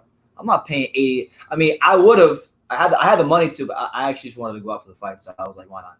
It's better than spending $80. I mean, to be fair, for a lot of the fights, sometimes I watch the fights in the morning. I just stay off the internet, so I don't know the result. Yeah, that's probably the best thing to do. But what else is there before I go? There was some other news that was coming up. Some other news that was announced. There's all kinds of news going on in boxing. I was just reading some news. Let's see. We had that Inoue Casemiro card on April 25th. I'm really excited about that one. I might go to that fight. I think Inoue will win. Definitely will. I think so too. But it's a good fight. I'm surprised Top Rank made that his first fight on ESPN because that's a tough fight. He's fighting a world champion. Hard puncher. I thought they would have put him in there with somebody like along the lines of like a Joshua Greer. Yeah. I mean, I'm surprised that Inoue didn't knock Donaire out. I really am surprised Donaire lasted the 12 rounds. Yeah, I think it just goes to show you how great Donaire is at the weight. At that weight, he's a very, very fantastic fighter. But when he beat McDonald for the WBA regular belt a couple of years ago, I was like, no, that can't be right. A small guy like that, he just knocked him out in one round. I couldn't believe what I was watching. Oh, James Kirkland headlining a cartoon. What weight? Middleweight or 154? I believe it's. Let me see. I'm not sure. He's fighting some guy named Marcos Hernandez. He's headlining a PBC card. Jesus. Yeah, it's middleweight. When did he last fight? Was it 6 months ago? Was it longer than that? I have no idea. I haven't seen or heard the name James Kirkland in so long, but I just saw this article on Boxing Scene, and apparently he's fighting this guy. PBC is really taking the piss this year with these matchups, man. I mean, Kirkland, he's like a guy. He was like a fringe world level fighter, weren't he, back in the day? Yeah, he had 2 fights last year. Kirkland, 2 low key fights. He fought no names. He fought some guy named Jazz Phipps, 10-7-2 in November, and he fought a guy named Colby Quarter, 13-14 in August of last year, and he beat both those guys by stoppage. Jesus. And the guy he's fighting now is 14-3-1 in an 8th rounder. Oh dear. Yeah. This guy he's fighting has fought Kevin Newman. He's fought this guy also fought Jason Rosario and got stopped by him. So yeah, he's basically fighting a guy that's nothing special, 14-3-1, So I guess we'll see, man. If James Kirkland wins, then I guess we're gonna see more of him. Well, the super middleweight division's pretty good at the minute, isn't it? Is pretty good. I mean, yeah, you got David Benavidez, you got Caleb Plant, you got all kinds of fighters. Hold on. We might have somebody joining us, Nathan, so you might see somebody just pop in here. But super middleweight division is really good. I want to see that Caleb Plant David Benavidez fight. That's a fight that really needs to happen. Yeah. When the new person comes in, I'm just going to keep my mouth shut, and you can talk. Okay, so, we're going to see. Only if I'm asked. There's only one Tyson Fury. There's only one Tyson Chicken Nuggets. So I've shot the link. There's only one Tyson Chicken Nuggets. So you feel free to join. But right now we're here with Nathan Ogden from Main Event Boxing Talk. Make sure you guys go subscribe to Nathan at Main Event Boxing Talk. I'm sure we'll be putting out a lot of good content soon. Have you dropped any videos on the channel yet, Nathan? On the new channel? I've dropped a few videos today. Okay, I'll go check it out and subscribe to it. Cheers. Yeah, absolutely. Cheers indeed. What else happened? There was some. I was gonna bring something up that I forgot. Oh, Maurice Hooker versus Regis Prograis got made this weekend. It's gonna be on April 17th. What do you make of that fight between Prograis and? I think it's a good fight. It's at welterweight, so I believe that Prograis will win that fight comfortably. I've never really rated Hooker. I have to be honest, not as a top level. Yeah. Fighter. Yeah, I look at Hooker as a bit of an overachiever because when he fought, remember when he fought Darlene Perez on the Kovalev? He got a draw. Yeah, wasn't impressed. Yeah. So I think he's come a long way. Apparently, too, somebody was telling me, I think it was my live yesterday, that apparently he changed trainers. Apparently, his new trainer is Terrence Crawford's trainer, Bomac. So some people are picking Hooker off the strength of that. They think that they're going to teach him how to use his range like never before. But I'm going with Prograis. I think Prograis is going to stop him. He is a monster, I know he lost his last fight, but I still think he'll come again. I think he's going to have too much for Hooker. Yeah. And Hooker's got a bit of tall man syndrome. Once he gets hurt, you're more than likely going to get him out of there. When he fought Ramirez, the way he went down, it was a good knockout of him, but I've always questioned his chin now. I think he's got question marks on his chin. Yeah. So we'll have to see what happens with that. But I'm pretty excited. I mean, I don't know why, but I'm kind of excited for the Kanaki fight this week. I don't know why. Because you want to see a brutal knockout. That's I do. Yeah, I do. And I don't know, like I doubt it's gonna happen because obviously they picked Robert Helenius for a reason. But I would like to see Robert Helenius upset Adam Kanaki. Really bad. Could happen. Could happen, but I just think the work rate of Kanaka, because he throws a hell of a lot of punches, I think he'll just overwhelm me, jump on him, and he'll get caught with something, and then he'll go.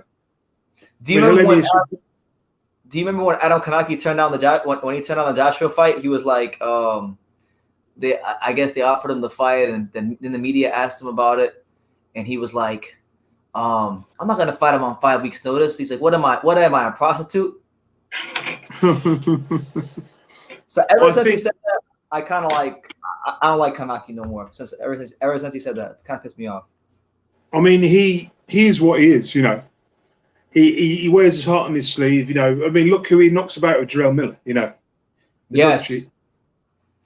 The big pharmacy, the big walking pharmaceutical store. I like Jarrell Miller, but I've lost a lot of respect for him, you know. Same. I've got a chance to know Jarrell Miller over the years because, you know, he's trained down here in Miami and stuff. And do you still talk to him? No, I haven't talked to him since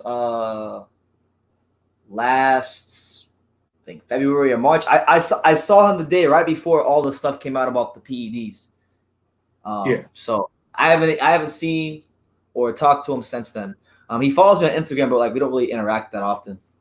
He seems to me, you know, his heart's in the right place, but I don't know what he was thinking, to be honest. You know, a big massive payday like that, just to blow it down the drain. It makes no sense. I mean, I honestly don't I don't agree with what he did, but I don't blame him because, I mean, look at how many fighters get rewarded for cheating in boxing. Like look at Canelo. Yeah. Canelo had a clenbuterol in the system. The WBC didn't drug test him for 6 months going into the first Golovkin fight, and he got rewarded with a big fat contract from DAZN. So, you know, I can't really get mad. I can get mad at what he did, but I can't get mad at, you know, his perspective might have been before he did it because boxing rewards cheaters all the time. If boxing came down hard on cheaters, then I can say, well, you know what?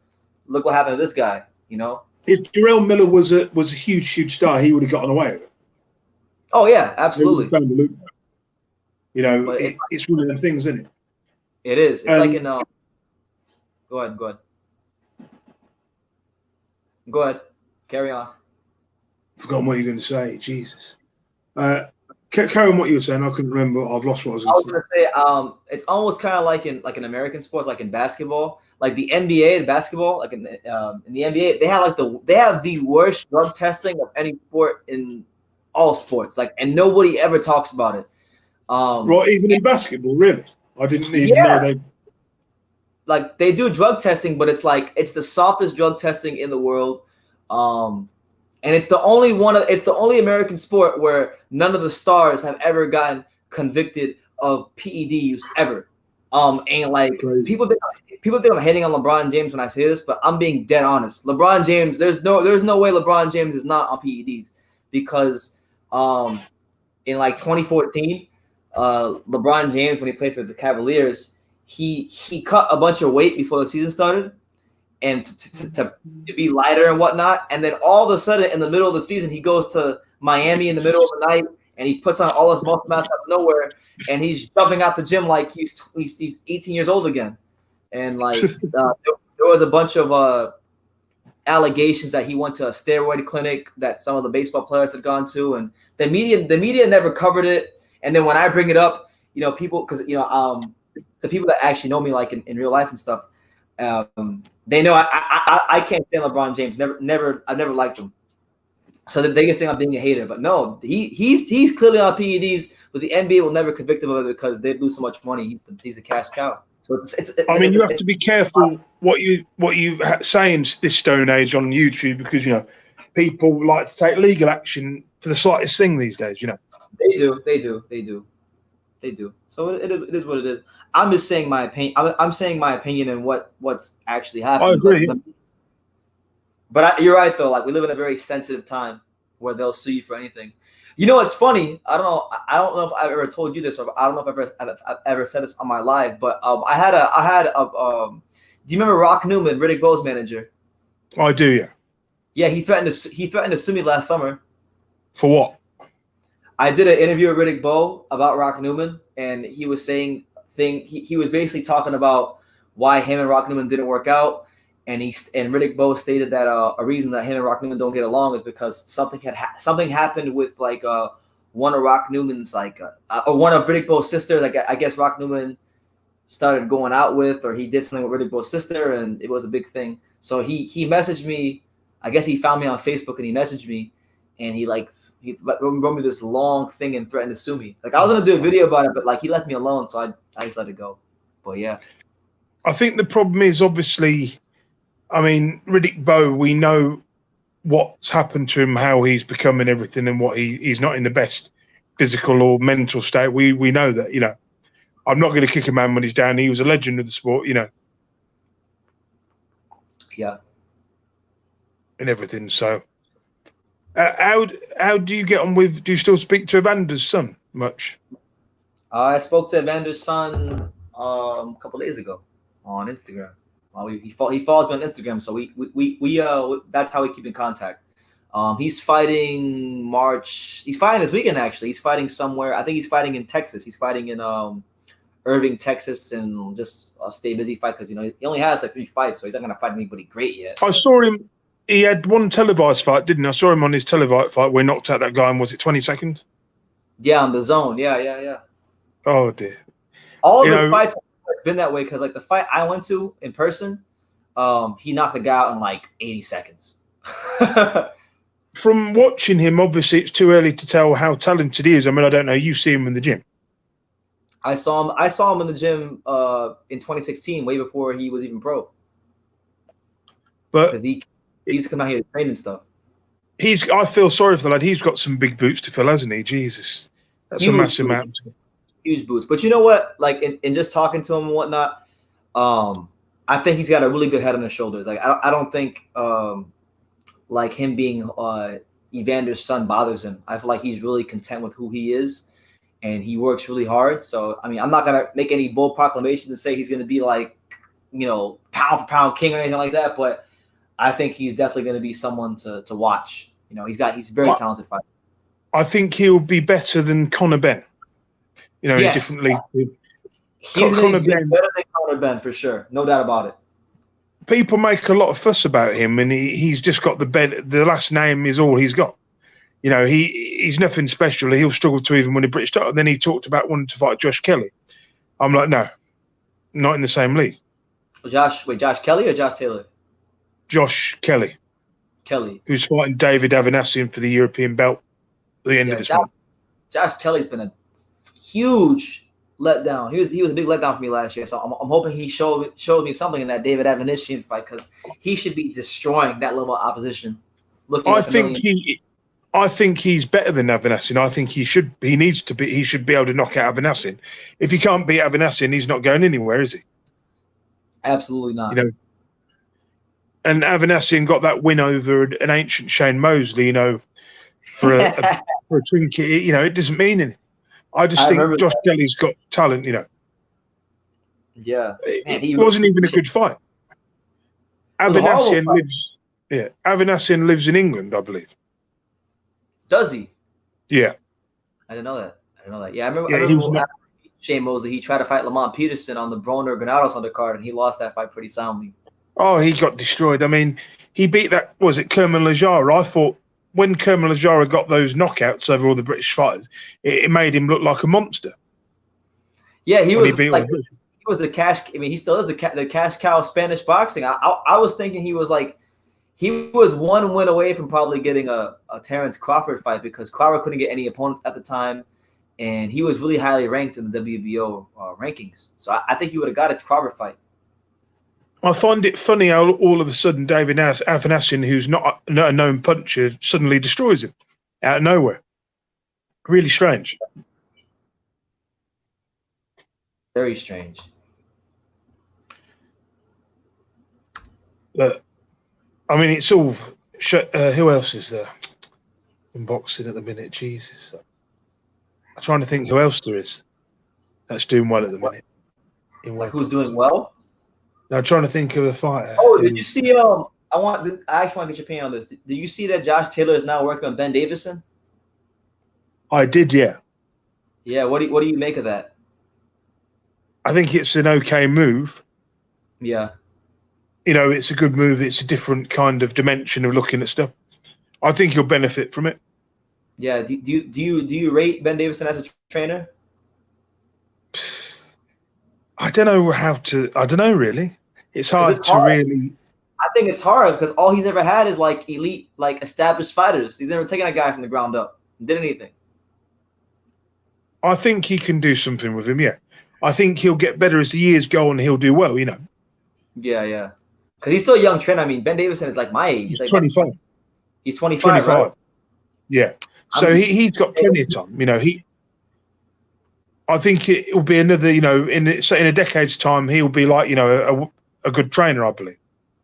Yeah. I mean, he's getting all the best fighters in all the divisions to work with. So we'll see. He can't be, I want to see him train like a C level fighter and see if he can get him to B level or maybe A level. See if he can make them better. That's what I want to see. Yeah, I mean that would be the test. I mean, Virgil Hunter. I mean, I know you don't rate Virgil Hunter. No, Virgil Hunter. Oh man, what a joke. Would you like Virgil Hunter? He's okay. I mean, he took He took Andre Ward to titles, but Ward was a talented fighter, so he didn't have to do much with him.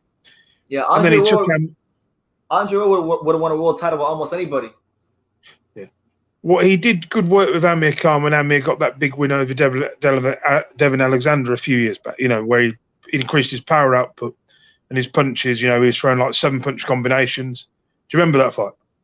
Yeah, I remember it very well. That was on the time when people were kind of clamoring for Amir Khan to fight Floyd.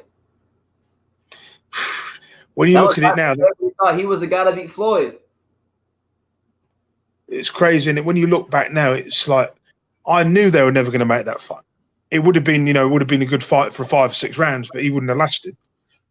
One fight where he would look good would be against Pacquiao. He'd get destroyed, but it would make a good 4 or 5 rounds because they're obviously 4 former sparring partners from the 2000s. I'm shocked that fight still never happened. I mean, now I really don't care much for it, but I'm surprised it never happened because I know they had that period of time where they were trying to get it done in Dubai, and now now I wouldn't care for it because Amir Khan is like he's not really relevant in the welterweight picture. He's just a name. He just hangs about, doesn't he? He's like if he got in there with Josh Taylor, he'd get destroyed. Oh my God, he would get killed. Somebody in the comments said, "Let's talk about real fighters." Okay, sorry. That is true. Let's talk about some real fighters because, man, Amir Khan. Yeah, he was good a while ago, but he's lost the plot completely. That Amir Khan, man. Let's see what else. What else is going on in boxing? I'm looking at the news right now. I'm trying to see. You got Virgil Ortiz fighting on the 28th. He's fighting Samuel Vargas. He's gonna destroy him. Oh yeah, Vargas is he's a journeyman, isn't he? Yeah, pretty much. They just use him for Earl Spence and Danny Garcia. He's gonna get killed. He's gonna get destroyed. But I think it was who was it? Who did he fight? He fought somebody and I think he dropped them or hurt them or something. Who was it? Amir Khan. He dropped Amir Khan. Yeah, there you go. Perfect. Oh, Rung Vasai is back in action on April 4th in Thailand. Who's he fighting? He's fighting you know Amnat Ruanrong, the guy that beat McWilliams Arroyo for the IBF title years back. Oh yeah. Yeah, he's fighting Amnat Ruanrong. It's his first fight since losing to Gaio Estrada. So we'll see how he looks. I hope he can win and get back in the picture because Rung Vasai is a fantastic fighter. He's really proven himself to be a fantastic fighter. He's definitely got talent. Yeah. Anyway, go ahead. I'm going to let your audience ask some questions. Get some of them to come on the show when they're coming on. Nathan Ogden, it was great having you. It was great having you on the live. We'll definitely do this again sometime real soon. Thanks very much for having me. Speak to you later. Bye. Absolutely. So there you have it. All right. Thank you. That was all right. So that was Nathan Ogden, guys. You still here? No, okay. That was Nathan Ogden of Main Event Box Talk. Shout out to him. So listen, it's your boy BT. We're live here on YouTube. Pops came in the clutch with the Wendy's. You know, we're not gonna give Wendy's too much airtime, but he came in the clutch with the Wendy's. So you know, I'm gonna be a bit of a fat ass here. You know, I really gotta take myself back down to the gym because I've been eating really, really bad over the last week. You know, I've gone to In-N-Out Burger. I've gone to freaking Donut Kitchen in Texas, a place called Donut Kitchen. I went there. I went to Cane's twice. I went to Wingstop the other day. I'm having Wendy's. So I've been eating a load of crap, and I really got to get to working out. American way of life. Yeah, because otherwise I might wind up looking like Andy Ruiz. So we'll see. Well, listen, there's 9 of you here. So anybody who wants to hop on, I know my man 1SS said he was thinking about joining live, but he didn't want people to make fun of his voice. I don't know why you would care what people think because they're not paying your bills, champ. So if you want to hop on, the link is there. The link is there. If any of you are insecure about your voice, just remember the fact that everybody watching this, they're not paying your bills. So that's why when I do my videos, sometimes people want to crack on me. People want to say mess up things about me. But guess what? I mean, I guess no. Actually, that's not true because technically, if they watch the video, they are in a way. Yeah, okay. In a way, but like they're not. You know. Yeah. They're not giving me like you'd always say. They're not giving me no ass. No. Crazy. But yeah, just a couple of programming reminders for you guys. I want to just say this. Nathan said, "Sorry for boring the listeners." Now you were good, Nathan. It was great having you on. Shout out to Nathan. What I was saying is, shout out to the Chosen One Boxing. Salute, champ. Salute to you. Hope you're doing well. Al the Pal, he's here. Shout out to Al the Pal. He's a loyal watcher of the channel. He's subscribed and all that stuff. Wow. A couple of programming reminders for you guys about what's going on here on True School Sports. Saturday night, we will be live for Adam Kanaki versus Robert Hellenius. I'm sure you're excited about that. Kanaki should be fighting Andy Ruiz? No. I think Wilder should fight Andy Ruiz. You know why? Because Kanaki didn't have enough balls when he had the opportunity to fight Joshua, and he didn't do that. So guess what? Andy Ruiz did. Andy Ruiz needs to fight Wilder, and that's my point of view on that. Okay. Yeah. All right. What do you think about that, Brandon? Did you hear the big news in boxing today? I've been working at Okay. As a question. No. Yes. No. Okay. The Derek James, Errol Spence's trainer. Do you know what he says today about Errol Spence fighting Terence Crawford? Oh no. He said it's a dumb fight, and it makes no sense because Terence Crawford doesn't do a lot of pay-per-view buys. This is a trainer, right? This is a trainer. This isn't a manager. This is a promoter. This is a trainer talking like a promoter. So my dad doesn't know about this. What is your raw reaction to that? I think Derek James, I respect him a lot when you put him on the channel and everything, but he's full of shit. Yeah. Bottom line is, Errol Spence wants to go ahead and talk about across the street or whatever, or the pond, or whatever the shit they were talking about, who knows how long. Now's the time. Crawford's been patiently waiting for your ass. Get in there. Patiently. And get in the ring and show people that you really are the true number one welterweight. Because if not, there's always going to be a question. So to have Derek James as a trainer talking for you or saying what he's got to say, guess what? It's the wrong thing. Get in the ring. Let him fight him. Pay per view or not. At the end of the day, you want to establish yourself a good resume, you fight the best. And as far as I know, last time I checked, Errol Spence has been undisputed in any division, hasn't he? Terence Crawford. No, Errol Spence has never been undisputed. Right. Yeah. So for Derek James to come out and say that, you want to legitimize yourself, go ahead and fight Crawford. Crawford has been undisputed in Division 140, and he's done his thing. He came up to 147, kicked some ass. So all that what Derek James is saying is telling me that they're afraid of Crawford. That's the way I see it. Absolutely. They're afraid of Crawford. Bottom line. And if Spence can't say that, but he can say that, then he chooses wrong. Get in the ring and iron it out. That's all it comes down to. Yeah. And if Spence can't go ahead and fight an undisputed champion from 140, came up to 147, got a belt, and got a belt and made some noise, then let me tell you something, Spence, you got to take care of business first before you want to fight Manny Pacquiao. Because if you don't do that, guess what? I will give the heads up more to Crawford for the simple fact that he has been undisputed, whatever division you want to call it, I don't know if it's past, whatever you call it, how you want to see it, and he's done more than you have done. And for you to have Derek James talk for you, and you call yourself whatever the fuck you want to call yourself, the Lions and Lions only, you fucking child, you. He's going in. He's going in. He's going in. What's his name? The brothers, whatever the fuck their names are. You can't be a lion if you have motherfucking. You have your trainer talking for you. Oh man, you act like a motherfucking cup in a den. So get in. Cup in a den. So go ahead. Let him know, pops. Yeah, go ahead. Talk to him. And Derek James, stop talking for your fighter. Let your fighter do the talking inside the ring, and stop trying to avoid Crawford, because it doesn't matter who you fight. If you don't face Crawford, then you're not legit. And you're definitely not legit to fight Pacquiao, because you did not fight Crawford to get to Pacquiao. There you have it. Okay. Yeah. I guess I want to ask this. Switching gears, because this live. Well, actually, hold on. We actually have somebody coming on live. So let's see who this is. Let's see. We got I don't know who this is, so we're gonna see. Who is this? I'm the champ. I'm the real champ. The real champ. Oh, hi, bro. What's up, man? How you doing? He says it. I'm doing good. Yeah, you're the real champ. What's good with you, man? How are you on this fine? What is it? What's today? Today's his fourth now. I don't even know what day it is anymore. How you doing? How you doing, though, Hyro? March 4th. I thought I'd come in and shake the stream a bit, because chat's kind of boring right now. It is, man. It's been dry tonight, but sometimes you're gonna have that. Sometimes it happens. Not all of them are. Not every live is a classic, but what do you want to talk about? What do you think about this Anthony Joshua versus Pulev fight that got made recently? I think it's just gonna be. It's gonna be whatever. Just a whatever fight, right? Yeah, it just. Go ahead. Oh, I think it's just gonna be like. Maybe like the only thing that I'm gonna be looking forward is like after the fight, like, what's next for Joshua? Pretty much. Yeah.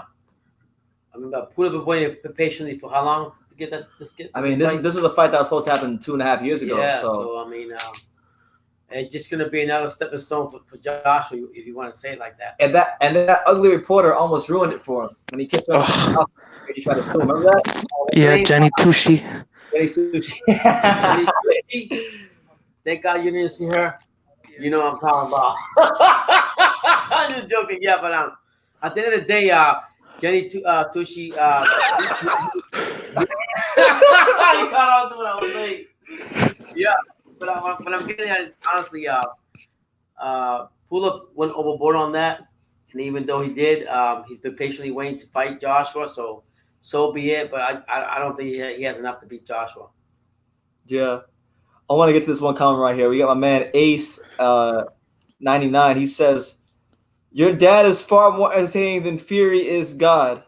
then I guess Nathan. Yeah, because that was his name. Yeah. So at the end of the day, that fight to me don't mean nothing. I want to see Joshua step it up eventually in a fight, whether it's Fury or whatever the case may be. But I would like to see that. I would like to see that. This fight, Pulev is nothing. Pulev has been waiting to get his time. Now his time has come up. That being said, I'm more excited for the Dillian Whyte and Povetkin fight. Hyro, what do you think about that fight, Hyro? Yeah. Honestly, I think it's gonna be a good fight. I think it's like an underrated fight. Yeah, nobody said much about Usyk. What's going on? He's in the background, just waiting. He's just chilling. He's chilling in the cut. What's going on with Usyk? Usyk's supposed to be with a talented fighter. All the skills he got. I really like him, but nobody's saying much about him. And then didn't you say Parker just won? Parker won this weekend against Sean Dale Winters. He stopped him in the 5th round. Did he call anybody out? No. Nah, he's not that kind of guy. Yeah. So, actually, no. Negative. He did. One. Dillian Whyte. He wants the rematch. He did? Yeah. Wow. I think at the end of the day, Dillian White's he's gonna either fight Wilder or fight whoever. But he's been waiting to for his turn. But Pulev and Povetkin, I like Povetkin better than Pulev, to be honest with you. But I think that's just me. What do you think? What do you think, Josh? What do you think? What fight will you want? What's an ideal fight you want to see as far as the heavyweight division? Want to see Fury and Joshua, Do you want to see Wilder? I want to see Wilder not fight Kanaki. I want him to fight Ruiz because Kanaki didn't have enough balls to fight Joshua. What do you think, Hiro? I think I want to see Dillian Whyte versus Andy Ruiz. Woo! Yeah, that'd be a good banger. one. Yeah, That'd be a banger. yeah, that's a good fight. And even, I was telling my son, even Kanaki and Ruiz, that's a good fight too. I don't know why. Punch output. Yeah. Punch output. Yeah. Nathan Carey. I normally don't sound like MJ, but I deny the allegations. Yeah. Is it? Somebody in the comments said that he talks like Michael Jackson. Man, rest in peace, Michael Jackson. R.I.P. Michael Jackson. We're talking about boxing. We went about Yeah. He's got that voice. I mean, to me, he's just Hiro. I don't see him with Michael Jackson. That's my opinion. Doesn't matter. I mean, I'm just talking quiet. Yeah. He's chilling. He's just chilling, man. Yeah. Let me see what we got. Mentioned Konaki. It's a lot. It's a bit of a slow up in boxing. Yeah, the lightweight division. Who you got? You know, I don't know about like. What did you watch the card this weekend, Hiro? The zone card with Vargas and Garcia and all those guys. Yeah, I saw the Chocolatito. You were right. You were like spot on. I think you were like a round off. I was like, yeah, I was a round off. I had him stopping get 5 in the 8th round. He got him in the 9th. Yeah. So I mean, the fight. What ideal fight you want to see him and Estrada go on at it? Yeah, I want to see him fight Estrada. But what did you make of the performance, Hiro, against Yafai? I think you know what, I was really looking at Chocolatito, to be honest. Wow. You were what? He was going for Chocolatito. Oh, okay, yeah, he was going for Chocolatito. Yeah. Okay, yeah, no, man, it was an amazing performance. I think it might have been his best performance of his career, to be honest with you. Like he might have lost the first round, maybe, but after that, he didn't lose. He barely lost the moment of the fight. Do you think that Wallace? I was telling my son that Wallace should go ahead and change his whole training. Besides Breland, I think he should get rid of Deeds, get rid of his management. He bet on himself. He lost how much was it? 100 whatever million it was. 100 million plus. What do you think about that? Do you think Wallace should make some changes? I think he can't fight going backwards, so he needs to get a trainer. Who would you suggest as a trainer for him to fight to get his skills up? You know what? I mean, I think Wilder should just sit down and then watch some YouTube videos on the fundamentals of boxing and then pick it up from there. Good point. That's Good right. point. I got to go on that one. I agree. How to throw a jab, how to step with your jab, I mean, things like this. Talking about that, the only time I've seen, it's funny you say that because I remember when Lennox Lewis was teaching Wilder how to jab. How long ago was that? Years ago. It's crazy. But he was teaching him how to jab. And now you got a trainer and D's supposed to teach you all this stuff, but what is he teaching you? Nothing. Did you hear what Larry Holmes said? Yeah. He was dead on it, though. What he said? Larry Holmes dead on what he said. There's one thing you probably didn't catch in what he's talking about. What he said? Larry Holmes said that he met Deontay Wilder a couple of years ago, and he was trying to teach Deontay how to jab. And obviously, he hasn't got his jab. So we can only assume that's one of the best. That he didn't even listen to Larry Holmes. So if you can't listen to Larry Holmes, it's a lost cause. Yeah, it's a lost cause. I think a lot of it is he's got a big fat head, got filled with a lot of air, and he doesn't want to listen to nobody. And if you can't understand that, even now he's still in denial. He got his ass whooped by Fury. I mean, your costume affected your fighting. Get the F out of here. What do you think, Hiro? Do you think the costume costed Deontay Wilder the fight, the rematch? No. I think he just had a bad hair day. Yeah, he had a bad hair day. You know what it is too? Now it's funny. They got this one guy on YouTube. I don't remember his name, but he did a whole video talking about the glove. Yeah. Oh, they're saying Fury had his hands way down here, and he was punching Fury with his punching Wilder with his bare knuckles. So I mean, the excuse just never seemed to end. Well, I mean, one point that BT put out that he said that Wilder been knocking motherfuckers out because he got a steel rod in his hand. Got a steel rod? How did you know that? Oh, what? Shit. Huh? Oh, come again? Wilder. Everybody's complaining about Tyson Fury and his glove, right? saying that his hand is way down below his glove. But I don't know if you realize this. Deontay Wilder has gotten surgery in his right hand multiple times, and there's a steel rod running up his right hand. Yeah, it's better say. But nobody talks about that. The Wilder fans don't talk about that. They don't want to give him that much. They don't want to say that he's not going to give up because it's still rod. But at the end of the day, I'm glad that Wilder got humbled. I'm glad that he can't say the WBC belt, Sophia, is his. And I'm glad that it was Fury that did the damage to him because he didn't give Fury credit the first time because he thought it was going to be an easy ride on the park when Fury was all messed up. And now Fury comes back in the best shape of his life. I mean, granted, he was big and whatever. I mean, but he came out and did what he had to do and humbled him, whipped his ass all over that ring. So what more can you say? You know? And then now Mikey, what do you think about the Mikey Garcia and Vargas fight? I thought that was a joke. You know what? To be honest, I really wasn't quite fond of it. To be honest, thank you. I was the same way. It was kind of boring. Did you even watch Mikey Garcia Vargas fight? I could care less. I didn't care. I didn't care. When the fight was announced, I was like, please, are you serious? You know, Mikey Garcia needs to step it up and fight the top dog in whatever division besides. I mean, people are hyping him up, all this and that. Papa, he's the best this and that. But come on now. I mean, I'm still stuck on the Olympics. You know what's one fight I want to see? I want to see Mikey Garcia versus Danny Garcia. Wow. Step up. I wouldn't mind it. I mean, it's one guy who is never going to win a world title at welterweight versus a guy who won a world title at welterweight, but really his whole resume at welterweight has been weak. Danny Garcia's entire welterweight has been weak. Guys, I got to go, man. I got to get up. I've worked 70-some hours. I got to go back to work. This is the American dream. So you all have a good night. Thank you for supporting BT and True School Sports. Thank you for being live. Hyro. And thank you for being here, sharing your thoughts, and I appreciate it. And everybody else is giving the comments. Thank you so much, and have a good morning. I can't say good night. That's good morning. I'm the real champ. Let's go, champ. Let's go, champ. So there you have it. This Pop. So we're gonna be here with Hyro for a little bit. Listen, if anybody wants to join, don't feel insecure about your voice. Remember, the people in the comments aren't paying your bills, and they're not giving you any ass either. So, just saying, be confident in yourself.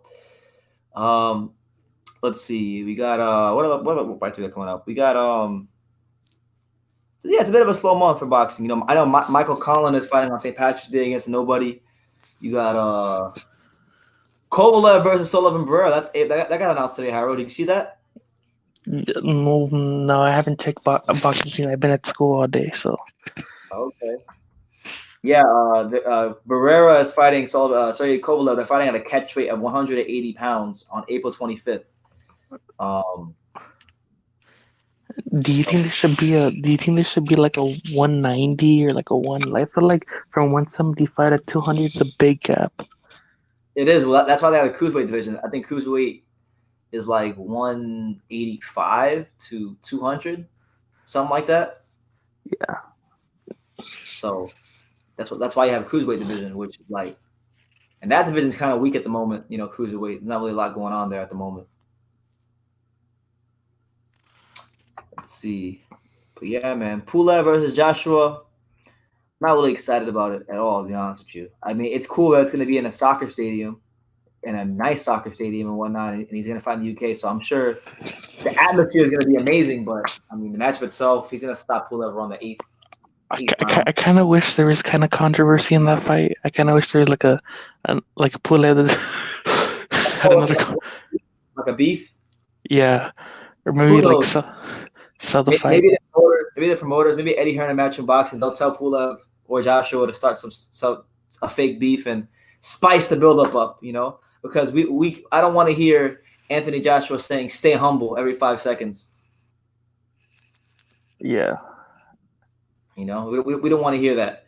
You know, in a weird way, you know, people kind of hate the Charlos. Like, people want to talk bad about the Charlos, but I kind of like what they bring to the sport because you know they're going to be kind of indifferent and they're going to say what they want to say. You know, they're not going to be friends with you. I like the fact that the Charlos aren't going to be friends with you.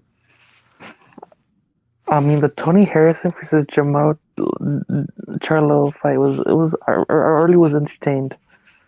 Oh, it was great. It was one Like of they're it was really one of good, like to entertain, especially like the face to face. yeah.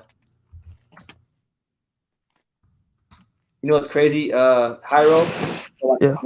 Whenever I cover a matchroom boxing fight, they don't give you like credentials. They give you like these wristbands, and I still have my wristband on from the Chocolatito fight right here. I haven't even taken it off. It's crazy. Out of all the promotions, which one's like your favorite to go Top Rank or PBC or like? Oh, like to cover a fight? Yeah. Well, I haven't covered a PBC fight in years. It's been probably like 2.5 years since I covered a PBC fight. I haven't really done a whole ton of Top Rank stuff, so I guess by default I have to say Matchroom. But I'm not gonna lie to you, I like Matchroom because they give me access and stuff, and they're pretty good about giving media access to people. But they can be a bit disorganized at times. Like it's like I kind of got pissed off because if I was trying to get a Romo Gonzalez interview after the fight, and it was very difficult because I couldn't get into the locker room, and apparently to get into the locker room you had to talk to the PR guy, but I couldn't find. I walked around the whole arena, I couldn't find the PR guy. So sometimes they can be a bit disorganized, matchroom boxing, but other than that, they're pretty good. But I'm trying to go to that Inoue Casemiro fight on April 26th with Top Rank. Hopefully they give me the access and I go, and then I could actually give an honest opinion about Top Rank, because I've only covered one Top Rank fight, but that was like years ago. Hey, when do you think Keith Thurman's ever gonna come back? I'm not sure he will come back. To be honest with you, I saw an interview he did recently, and he just seemed like, I don't know. He seems just like content with life. Like I forgot who said this. There was a boxing quote I heard somewhere, and it was like they were saying like the worst thing a fighter can do is become civilized, and I think that's what happened with Thurman. Like he's made money in the sport, he's won big fights, he's went ahead, he's gotten married, and God bless him, he's content with life, but he's lost a bit of that edge that made him a great fighter in the first place. And I think he's lost that edge. I think He's got hunger for that. You're damn right he does. You see how fat he got? See how I'm chopping his Dude, when he was eating a whole bunch of pizza, ice cream. ice cream. Are you serious? You seen him recently? No. Keith there might be chubbier than you. Hey, do you think he would come back for the one fight he always wanted? Like Floyd Mayweather. If PBC offered him the Porter fight and he took it, I think that's a fight he would get up for. Like I feel like he'd lose the weight. What about the Floyd fight he always wanted? Nah, that fight's never happening. But if it happened, yeah. Why not me, Floyd? Why not me? Why not me? Why not me? Oh.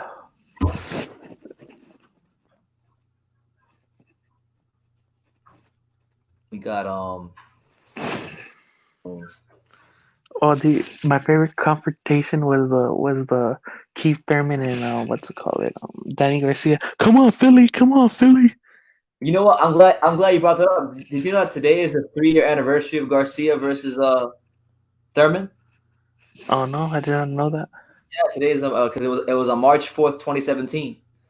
Today's March 4th, 2020, so it's the 3-year anniversary of that fight, which was a very, very fun fight to watch. All right, Albert, take care. I mean, dude, for PBC, what it is, they have pretty good welterweight fights. Like they have one of the best welterweight fights. I mean, they have the whole division pretty much, so it's not hard to see why. It really isn't. But yo, Hyro, I think I'm gonna get off here because I have to be up early in a couple hours. So, is there any message you have to the people out there before I end the live? I'm the real champ. I'm Andre the God Ward. I'm coming for you, Adonis Chickenson. Peace out. That's right. This is the beast. All right, so there you go. That there's Hyro. But yeah, man. So yeah, we've been live for 2 hours. I thank everybody for joining me on another late night live. We probably won't be live tomorrow, but the next day will probably be live. So I'm gonna set it. I'm gonna set that live a bit earlier, in the night, so we can get more people on here. But tonight was great. Thank you guys for joining me. We will be live Saturday for Adam Kanaki versus Robert Helenius, and Saturday night, midnight Eastern Standard Time, it'll be the premiere of the Deontay Wilder documentary or compilation video I put together. It's titled Deontay Wilder, 5 Years a Fraud, the downfall of the Bronze Bomber. So set your reminders for that. Be on the lookout for that. And you'll see a bunch of old videos and one compilation, old interviews, and I think you guys really enjoy it. But with that being said, we're gonna end the live on that note. Like I say in every single video, you can love me or you can hate me, but I'm just a kid from Dillian. So until next time, take care, guys.